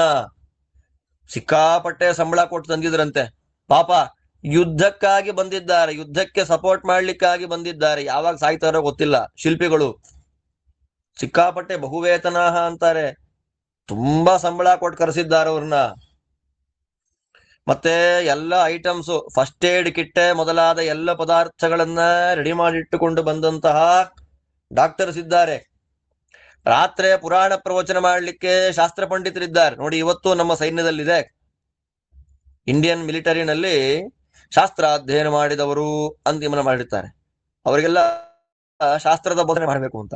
ಇದು ಮಹಾಭಾರತದ್ದೇ. ಇದೆಲ್ಲ ಶಾಸ್ತ್ರ ವಿಶಾರದರಾದ ಪಂಡಿತರಿದ್ರು. ಧನಸ್ಸು, ಕವಚಗಳು, ಆ ಧನಸ್ಸಿಗೆ ಕಟ್ಟತಕ್ಕಂತ ಹಗ್ಗಗಳು, ಎಲ್ಲ ಅಸ್ತ್ರಶಸ್ತ್ರಗಳೆಲ್ಲ ಇತ್ತು. ಹಾಗೆ ಅಡಿಗೆಯವರು ಅಡಿಗೆ ಮಾಡ್ತಾ ರಾತ್ರಿ ಹಗಲು ಅಡಿಗೆ ಆಗ್ಬೇಕು. ಅವರಿಗೆ ಜ್ಯೂಸುಗಳಾಗಬೇಕು, ಪಾನಕಗಳಾಗಬೇಕು, ಉಂಡೆಗಳಾಗಬೇಕು. ಏನು ತುಪ್ಪ, ಜೇನು, ಅಪೂಪ, ಇದೆಲ್ಲ ಹೇಗಿದೆ ಅಂತಂದ್ರೆ ಪರ್ವತಗಳಿದ್ದಾಗಿದೆ. ಅಷ್ಟೇ ಹತ್ರಕ್ಕೆ ಅಡಿಗೆ ಮಾಡಿ ರೆಡಿ ಮಾಡಿಸ್ಬಿಟ್ಟಿದ್ದಾರೆ. ಇಲ್ಲಿ ಪ್ರತಿಯೊಂದು ಶಿಬಿರದಲ್ಲೂ ಊಟ ನೀರಿಗೆ ತೊಂದರೆ ಆಗಬಾರದು. ಬೆಂಕಿ ಇರಬೇಕು ಮೈ ಕಾಸ್ಕೊಳ್ಳಿಕ್ಕೆ. ಆ ರೀತಿಯಲ್ಲಿ ಕೃಷ್ಣದೇವರ ವ್ಯವಸ್ಥೆ. ದೊಡ್ಡ ದೊಡ್ಡ ಯಂತ್ರ, ನಾರಾಚ ಅನ್ನುವ ಬಾಣಗಳು, ತೋಮರ ಅನ್ನುವ ಆಯುಧ, ಪರಶ್ವಧ ಅನ್ನುವ ಆಯುಧ, ಧನುಸ್ಸು, ಕವಚ ಎಲ್ಲ ರೆಡಿ ಮಾಡಿಸಿ ಆಯಾಯ ಶಿಬಿರಗಳಿಗೆ ತಲುಪಿಸಿ ಬಿಟ್ಟಿದ್ದಾನೆ ಕೃಷ್ಣ. ಆನೆಗಳು, ನೂರಾರು ಆನೆ, ಸಾವಿರಾರು ಆನೆ, ಆನೆಗಳ ಮೇಲೆ ಕವಚ. ಅಲ್ಲಿಗೆ ಪಾಂಡವರು ಬಂದರು. ಪಾಂಡವರು ಬಂದದ್ದು ನೋಡಿ ಯುದ್ಧಕ್ಕೆ ರೆಡಿಯಾಗಿದ್ದಾರೆ ಅಂತ ಪಾಂಡವರಿಗೆ ಸಪೋರ್ಟ್ ಮಾಡ್ತೀವಿ ಅಂತ ರೆಡಿಯಾಗಿ ನಿಂತಿದ್ದಂತಹ ಎಲ್ಲ ರಾಜ ಮಹಾರಾಜರುಗಳು ಅವರವರ ಸೈನ್ಯ ಸಮೇತರಾಗಿ ಒಳ್ಳೆ ಬ್ರಹ್ಮಚರ್ಯ ವ್ರತವನ್ನ ಮಾಡಿದ್ದ, ಸೋಮರಸವನ್ನ ಪಾನ ಮಾಡಿದ್ದ, ಅದ್ಭುತವಾಗಿರತಕ್ಕ ದಕ್ಷಿಣಗಳನ್ನ ಕೊಟ್ಟಿದ್ದ ಬೇಕಾದಷ್ಟು ರಾಜರುಗಳು ಎಲ್ಲೋ ಸಾಮಾನ್ಯ ಕೃಷ್ಣದೇವರ ಪಕ್ಷದಲ್ಲಿ ನಿಂತು ಯುದ್ಧ ಮಾಡ್ತಾರೆ ಅಂದ್ಮೇಲೆ ಆ ರಾಜರ ವೈಭವ ನಾವೇನ್ ಹೇಳೋದು ಹೇಳಿ. ಅಂತಹ ರಾಜರುಗಳು ಪಾಂಡವರು ಗೆಲ್ಲಬೇಕು ಅನ್ನುವ ಒಂದೇ ಸಂಕಲ್ಪದಿಂದ ಯಥೋ ಧರ್ಮಸ್ತಥೋ ಜಯ ಅನ್ನುವ ಶಾಸ್ತ್ರದ ವಾಕ್ಯವನ್ನು ಅನುಸಾರ ಮಾಡಿಕೊಂಡು ಅತ್ಯಂತ ಪವಿತ್ರವಾದ ಕುರುಕ್ಷೇತ್ರಕ್ಕೆ ಬಂದು ತಲುಪಿದ್ದಾರೆ. ಯುದ್ಧದ ಒಂದು ಹಂತ. ಅಲ್ಲಿಂದ ಇನ್ನು ಮುಂದಕ್ಕೆ ದುರ್ಯೋಧನನ್ನ ಮುಂದೆ ಮಾಡಿಕೊಂಡು ಕುರು ಸೈನ್ಯ ಬಂದಿದ್ದು, ಅದನ್ನ ಇಲ್ಲಿ ನಿರೂಪಣೆ ಮಾಡ್ತಾರೆ. ಅಲ್ಲಿಗೆ ಕೆಟ್ಟವರಿಗೆ ಹೊಡೆತವೇ ಶಿಕ್ಷೆ, ಉಪದೇಶ ಅಲ್ಲ. ದುಷ್ಟರಿಗೆ ಶಿಕ್ಷೆ ಯಾವುದು? ಹೊಡೆಯೋದೇ ಅನ್ನುವ ತತ್ವವನ್ನ ಭಗವಂತ ತೋರಿಸಿಕೊಡ್ತಾ ಇದ್ದಾನೆ ಎನ್ನುವಲ್ಲಿಗೆ ಇತಿ ಶ್ರೀಮನ್ ಮಹಾಭಾರತೆ ಶತಸಹಸ್ರಿಕಾಯಾಂ ಸಂಹಿತಾಯಾಂ ವೈಯಾಸಿಕ್ಯಾಂ ಉದ್ಯೋಗ ಪರ್ವಣಿ ಪಂಚಾಶೋತ್ತರ ಶತತಮೋಧ್ಯಾಯ ಸೈನ್ಯ ನಿರ್ಯಾಣ ಪರ್ವಣಿ ಪ್ರಥಮೋಧ್ಯಾಯ. ಇಲ್ಲಿಗೆ ಶ್ರೀಮದ್ ವೇದವ್ಯಾಸ ವಿರಚಿತ ಲಕ್ಷ ಶ್ಲೋಕಾತ್ಮಕ ಶ್ರೀಮನ್ ಮಹಾಭಾರತ ಸಂಹಿತಾದಲ್ಲಿ ಉದ್ಯೋಗ ಪರ್ವದಲ್ಲಿ ಕರೆಕ್ಟ್ ಆಗಿ 150 ಅಧ್ಯಾಯ, ಸೈನ್ಯ ನಿರ್ಯಾಣ ಪರ್ವದಲ್ಲಿ ಮೊದಲನೇ ಅಧ್ಯಾಯ ಮುಗಿತಾ ಇದೆ. ಇನ್ನು ಕೇವಲ 48 ಅಧ್ಯಾಯಗಳನ್ನು ಮುಗಿಸಿದ್ರೆ ಮಹಾಭಾರತ ಸಮಾಪ್ತಿ ಆಗತ್ತೆ. ಆ ಎಲ್ಲ ಭಾಗ ಮತ್ತೆ ನಾಳೆ ನೋಡೋಣ. ನಿಮ್ಮೆಲ್ಲರಿಗೂ ಭಗವಂತ ಒಳ್ಳೆಯದು ಮಾಡಲಿ. ಶ್ರೀಕೃಷ್ಣಾರ್ಪಣಮಸ್ತು.